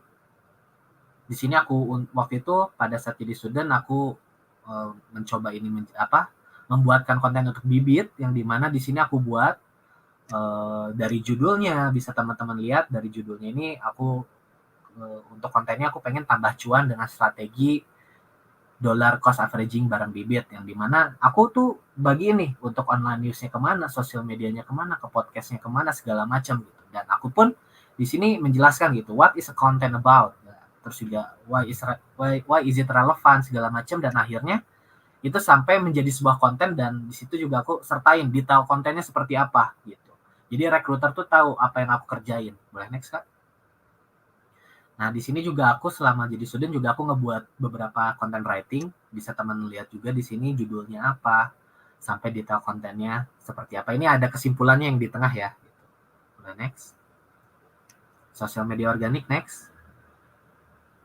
Nah di sini aku pada saat itu mencoba untuk memberikan insight untuk Uniqlo, yang dimana aku mencoba menganalisa nih problem apa nih yang dialami oleh Uniqlo, yang harus diselesaikan, brand voice-nya seperti apa, next step-nya seperti apa gitu. Terus ketika emang mau collaboration dengan KOL mana nih yang harus diajakin gitu. Sampai aku coba ngasih tahu nih latest trend that impact to business dan competitor insight-nya gitu. Sampai aku ngebuatin mock-up-nya biar makin tergambarkan. Boleh next Kak. Nah, di sini juga aku mencoba mengaudit Pura The Purest. Di sini aku benar-benar audit secara manual ya, karena pada saat itu aku belum tahu, maksudnya ada tools yang emang bisa ngebantu untuk menganalisa detail, karena pada saat itu kan memang untuk menggunakan tools itu berbayar ya, dan aku juga ingin belajar secara manualnya, at least aku tahu nih fondasi untuk mengaudit itu seperti apa, dan itu tuh diajarin di Revoyu gitu, yang dimana oh ternyata cara menghitung engagement rate secara manual tuh kayak gimana, like rate-nya gimana, comment rate-nya itu aku dikasih tahu secara manual gitu. Dan akhirnya ketika aku sudah mengaudit, terus juga aku memberikan insight segala macam, dan akhirnya keluarlah gitu selama 1 sampai 7 Agustus itu ternyata kontennya ini loh yang berjalan gitu. Dan total engagement rate, like rate, dan comment rate-nya itu berapa. Jadi selain kita belajar menggunakan tools-nya, ya kita juga diajarkan secara manualnya.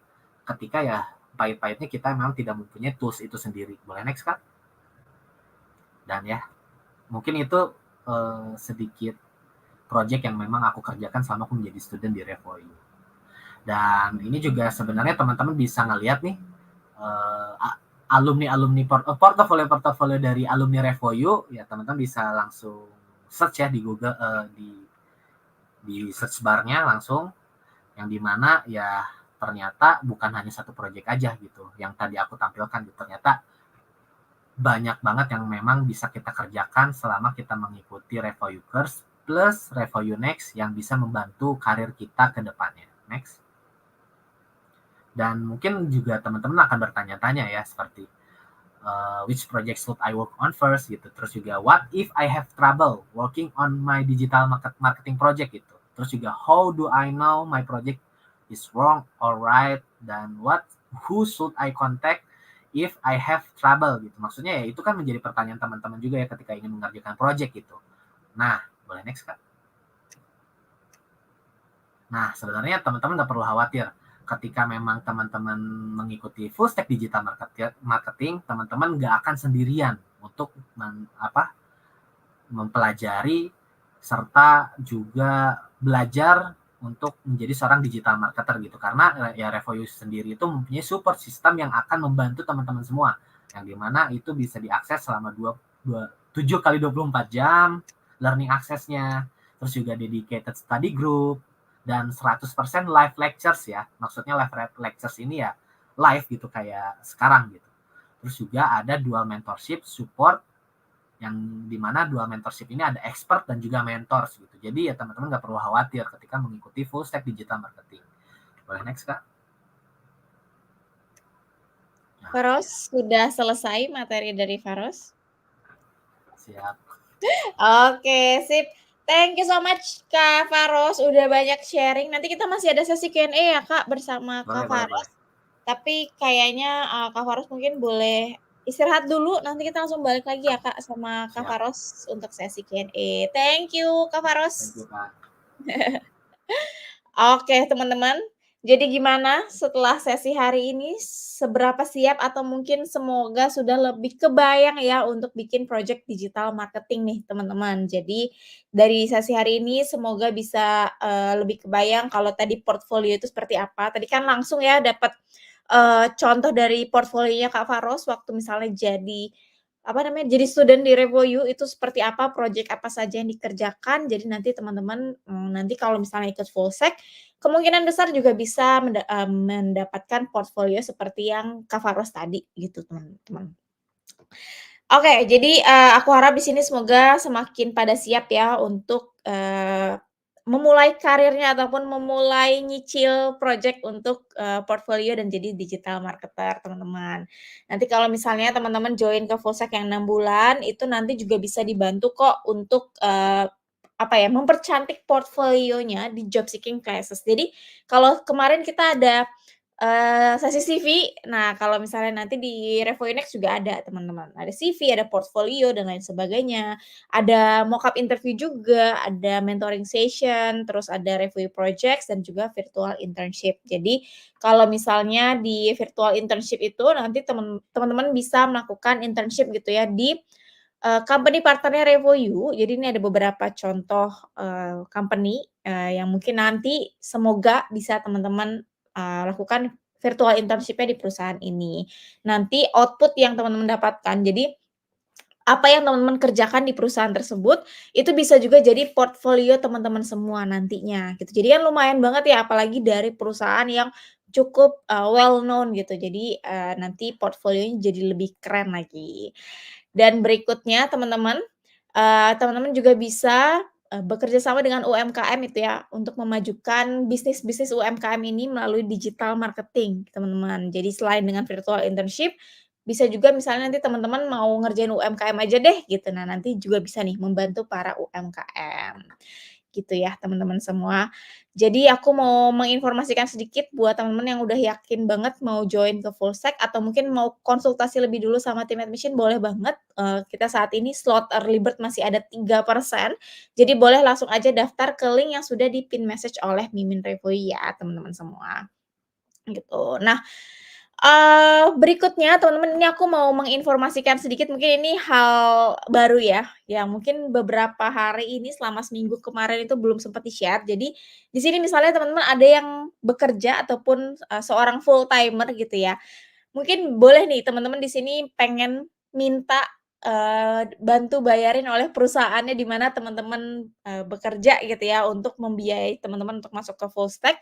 Mungkin di sini bisa ada tips-tipsnya juga atau mungkin detailnya bisa langsung aja cek di revoyu.co/company-sponsorship gitu ya. Misalnya teman-teman, pengen butuh bantuan nih untuk pitching ke perusahaan kayaknya gimana ya untuk bisa bayarin aku gitu misalnya mau ikutan, full stack-nya. Atau mungkin teman-teman di sini ada yang mau ngajak teman-teman rekan-rekan kerjanya untuk, dapat ilmu dari Revoyu ataupun ikutan Revoyu course gitu ya. Nah nanti, dari Revoyu bisa, coba untuk reach out ke company teman-teman untuk nanti dijadikan, apa ya, corporate training langsung dari Revoyu teman-teman, gitu. Jadi boleh misalnya ada teman-teman rekan-rekan kantornya yang juga tertarik untuk belajar, lebih lanjut sama Revoyu, boleh langsung aja ke rebrand.ly/contact-revoyu-city ya teman-teman. Siapa tahu nanti, eee, Revoyu bisa datang ke perusahaan di mana teman-teman, bekerja, gitu. Oke? Oke, teman-teman, sekarang kita akan balik lagi bersama Kak Faros, di sesi Q&A nih, teman-teman. Jadi karena keterbatasan waktu, mungkin kita singkat aja. Aku coba undang dulu ya Kak Farosnya untuk bergabung lagi.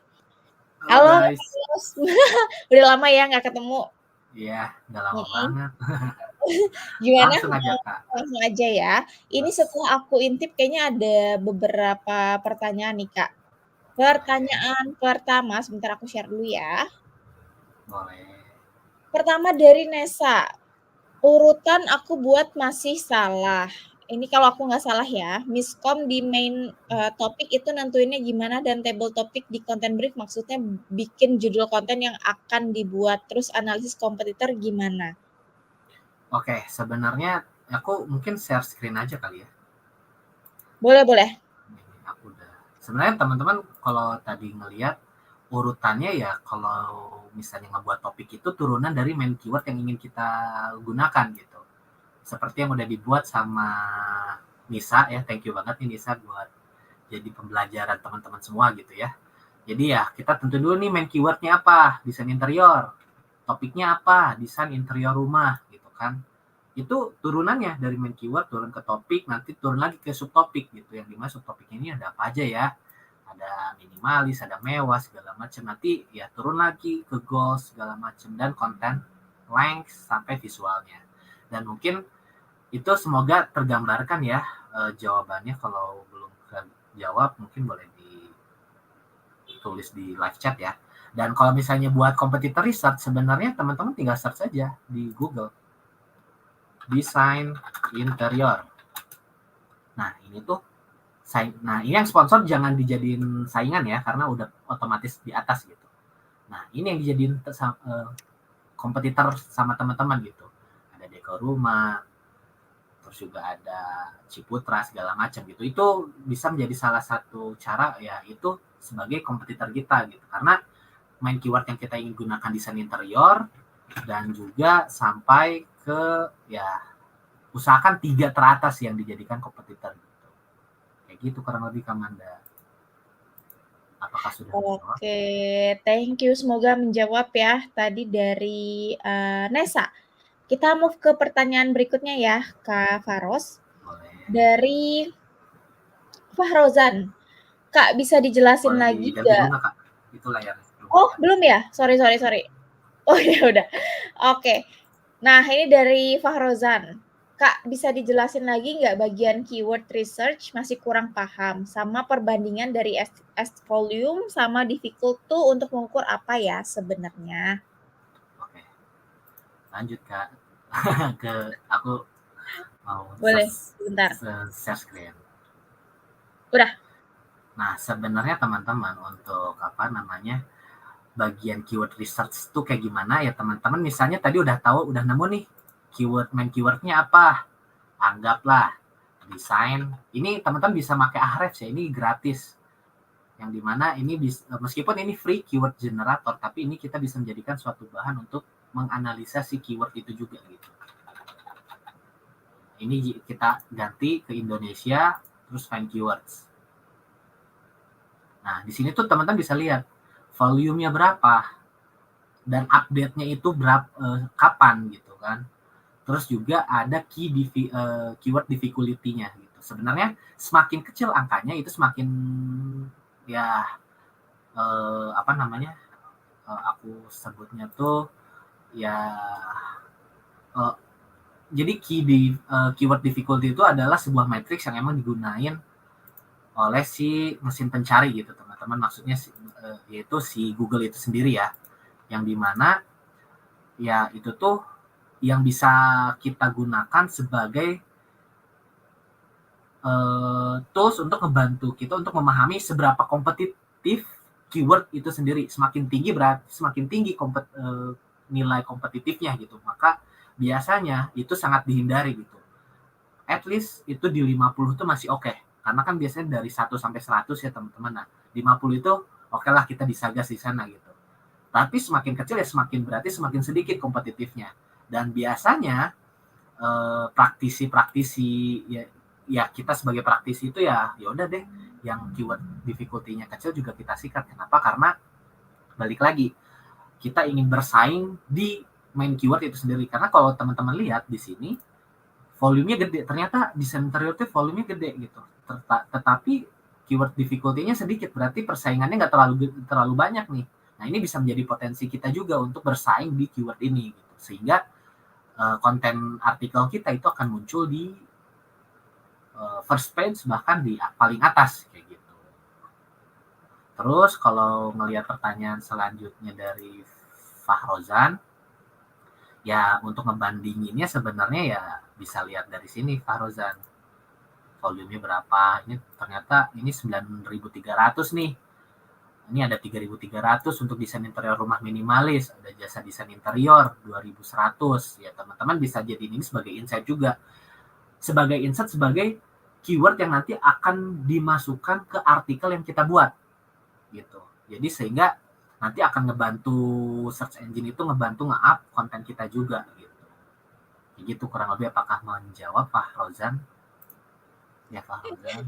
Semoga menjawab. Thank you Kak Faros. Semoga menjawab ya dari Fahrozan. Kita move ke pertanyaan berikutnya nih Kak, dari Anonymous.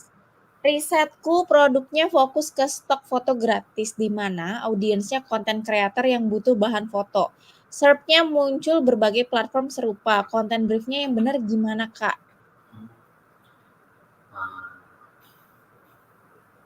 Sebenarnya aku agak bingung ya konteksnya kemana. Tapi sebenarnya gini, kalau kita meriset secara Pexelnya itu sendiri, itu benar. Kan produksi Pexel itu ada stok foto gratis, yang dimana audiensnya kemungkinan konten kreator yang butuh bahan foto, itu benar. Terus di SERP-nya yang muncul berbagai platform serupa, nah itu tuh kompetitor kita, gitu. Yang dimana itu bisa dimasukin ke kompetitor research, kayak gitu, Anonymous. Semoga menjawab. Konten briefnya ya teman-teman bisa lihat ya kayak yang tadi ya. Kan tadi udah sering di-share ya. Benar, langsung ada contohnya tadi ya. Thank you Anonymous dan juga Kak Faros, semoga menjawab ya. Pertanyaan berikutnya nih dari Anonymous lagi. Cara menggunakan SEO Meta One Click Kak. Oke. Wah. Share screen, boleh? Boleh, silakan. Boleh. Nah teman-teman gini. Sebenarnya SEO Meta in One Click ini itu adalah sebuah sebuah extension yang dimana nanti akan terpasang di sini. Nah gunanya, nih aku udah langsung search ya terkait keuntungan jadi atau dari desain interior deh, dekor rumah gitu. Kemungkinan bagus kontennya. Nah ini tuh untuk ngelihat si isi konten yang ada di link tersebut gitu. Ini kita lihat, ternyata title-nya ini tidak sesuai best practice nih. Gitu. Description-nya udah sesuai. keywords-nya apa aja nih yang dimasukin oleh si dekor rumah. Itu kita bisa tahu semua. Ini tuh bisa menjadi bahan kita sebagai analisa untuk menganalisa si kompetitor itu sendiri. Dan kita pun bisa lihat nih canonical-nya kayak gimana, robot text-nya apakah sudah dipasang atau belum gitu kan. Terus juga di sini ada header-nya, dia sampaikan headers-nya ada apa aja segala macam. Ini fungsinya cuma gini doang, kalau udah terpasang ya kita tinggal klik langsung keluar informasinya gitu. Kayak gitu kurang lebih. Semoga menjawab ya. Oke, menjawab lah. Semoga menjawab ya dari Anonymous. Oke, pertanyaan terakhir Kak di Slido dan juga di malam hari ini dari Luneta. Sebenarnya seberapa penting kita untuk mempertimbangkan search volume suatu topik? Apakah kita sebaiknya pilih topik dengan search volume paling besar, Kak? Oke, kalau ini sebenarnya preferensi dan tergantung juga tujuan kita ya. Maksudnya gini, ketika kita ingin membuat sebuah konten artikel, kita kan pasti search dulu ya terkait search volume-nya berapa segala macam. Sebenarnya ketika kita melihat search volume-nya tinggi, berarti kan banyak yang nyari tuh di keyword tersebut.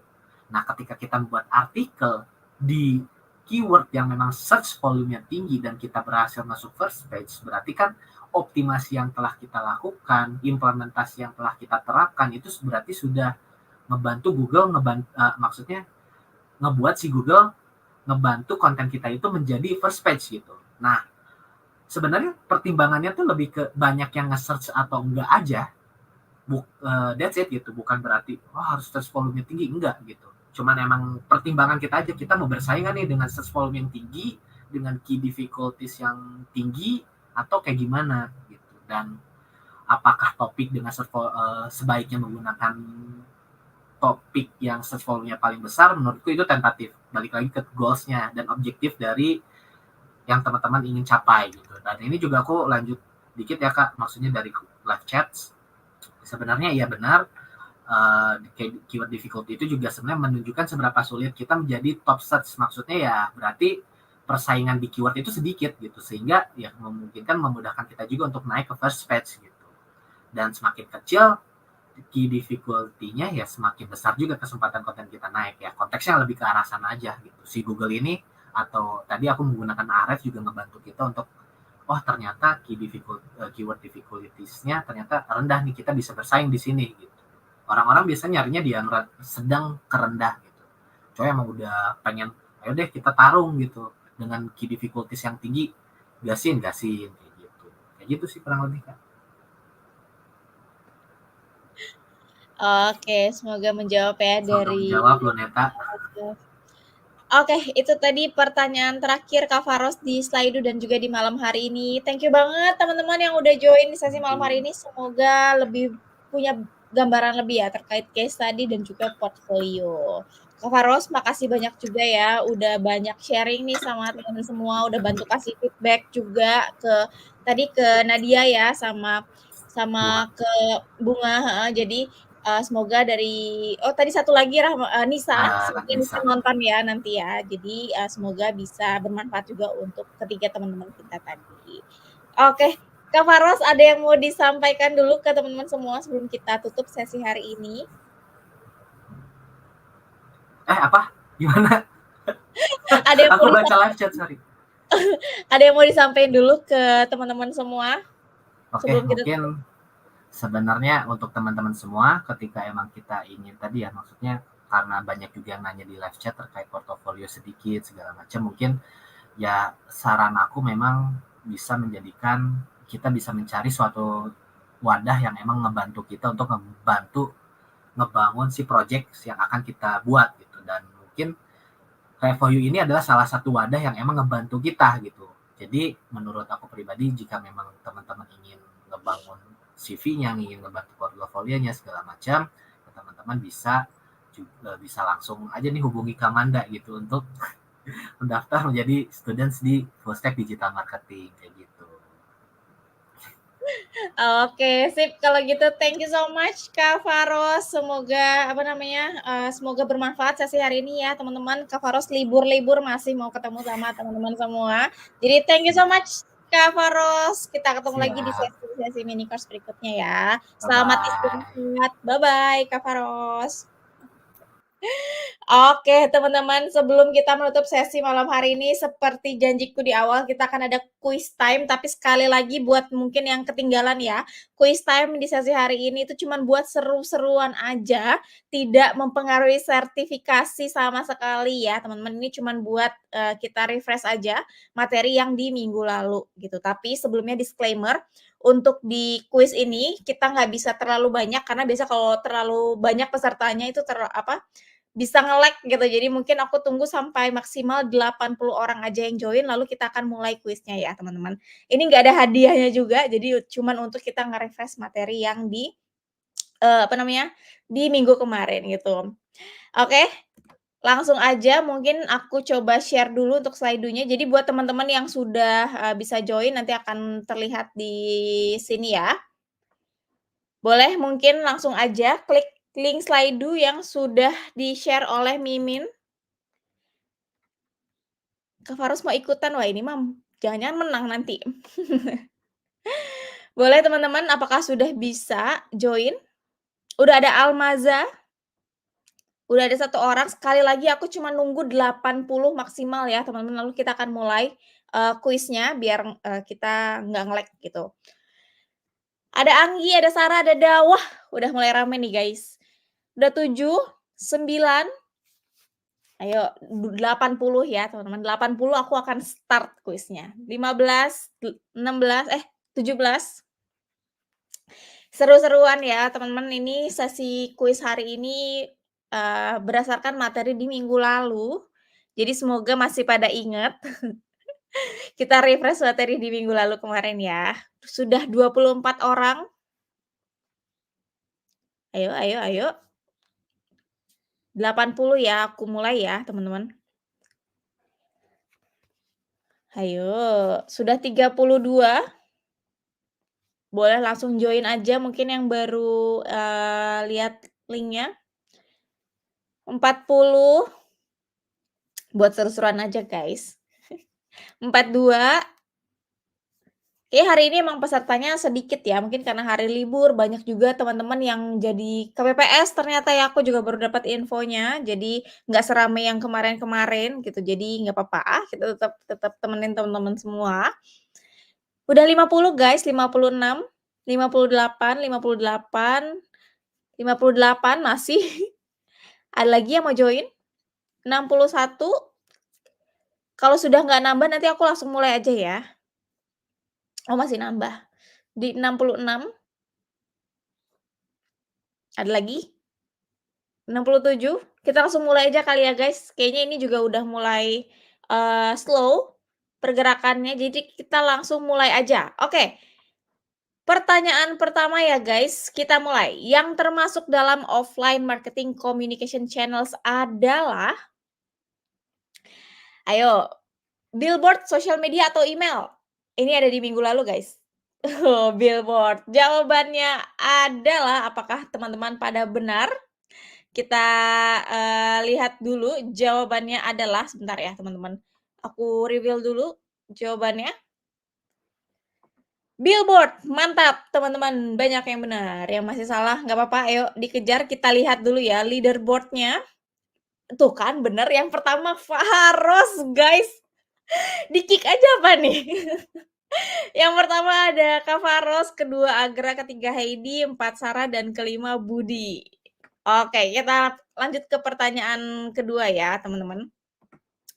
Yang manakah yang termasuk dalam organic channels? SEM, SMO, atau display ads? Search engine marketing, social media organic, atau display ads? Ayo, kira-kira yang mana? Kebanyakan menjawab social media organik. Jawabannya adalah betul guys, social media organik, karena udah kelihatan juga ya dari judulnya. Jadi kita lihat leaderboard-nya, apakah masih Kak Faros yang pertama? Ternyata masih guys, di 11 detik dia ngekliknya. Oke, nggak apa-apa, yang lain mungkin boleh dikejar Kak Farosnya. Kita turunkan tahtanya Kak Faros ya. Berikutnya yang manakah yang termasuk dalam paid channels, SEM, social media organik, atau SEO guys? Jangan ada yang ini ya, jangan ada yang terkecoh ya. Ya, kita lihat jawaban yang benarnya adalah search engine marketing SEM. Keren, mantap guys, masih pada inget ya. Kita lihat leaderboard-nya. Juara bertahannya masih di Faros guys. Kita langsung mulai aja ke pertanyaan berikutnya. By the way cuma 5 pertanyaan ya guys. Ini tugasnya acquisition team adalah mempertahankan customer yang sudah ada, desain creative ads, atau mendapatkan customer baru nih. Ayo, kira-kira apa tugasnya acquisition team? Wah, agak sengit nih. Mendapatkan customer barukah atau mempertahankan customer yang sudah ada? Kita lihat dulu jawabannya. Adalah mendapatkan customer baru. Wah, masih ada yang terkecoh nih 32% ya. Nggak apa-apa. Kita lihat dulu leaderboard-nya. Masih Kak Faros ternyata beda 2 detik nih sama Budi. Budi ayo semangat, kita kalahin Kak Faros ya. Berikut ini pertanyaan terakhir, tugasnya retention team adalah mempertahankan customer yang sudah ada, desain creative ads, atau mendapatkan customer baru guys. Kira-kira apa tuh? Sudah pada menjawabkah? Wah, oke sip. Jadi udah nggak ada yang terkecoh lagi ya teman-teman, walaupun ada 3%. Apakah ini salah klik? Jadi jawaban yang betulnya sesuai dengan yang sudah teman-teman jawab juga, yaitu mempertahankan customer yang sudah ada. Jadi congratulations Faros tuh katanya. Congratulations Kak Faros sudah berhasil memenangkan games ini, quick pop-up quiz ini yang tidak berhadiah apapun. Tapi nggak apa-apa ya, buat seru-seruan aja. Semoga teman-teman di sini lebih ke-refresh apa yang kemarin sudah kita pelajarin gitu di minggu pertama. Oke, congrats juga buat Budi, Heidi, Sarah, dan juga Muhammad Fahri. Walaupun nggak ada hadiahnya, tapi semoga bisa nge-refresh sekali lagi ya teman-teman. Oke, nah berikutnya teman-teman mungkin aku mau mengucapkan makasih banyak. Bentar ya, ini belum ke-share. Thank you so much teman-teman yang udah join di sesi malam hari ini. Semoga menyenangkan. Makasih banyak juga buat Kak Faros ya. Buat teman-teman kita juga para kandidat, buat Nadia dan juga Bunga dan juga Nisa yang udah jadi contoh untuk teman-teman semua di sesi malam hari ini. Thank you so much. Makasih banyak juga buat Mimin Revoyu, tim support squad, dan seluruh tim lead yang selalu bantuin aku selama mini course ini berlangsung. Terima kasih banyak teman-teman semua. Nanti kita ketemu lagi di sesi mini course berikutnya ya. Bye-bye semuanya. Jangan lupa isi form kehadiran ya untuk bisa dapetin sertifikatnya nanti. Formnya cuma bisa diakses melalui YouTube ini loh. Gampang banget kok, tinggal scan QR code yang ada di layar ini, atau bisa juga langsung klik link yang ada di live chat atau description box. Lalu tinggal isi deh formnya. Pastikan kamu pakai email yang sama dengan email pendaftaran ya.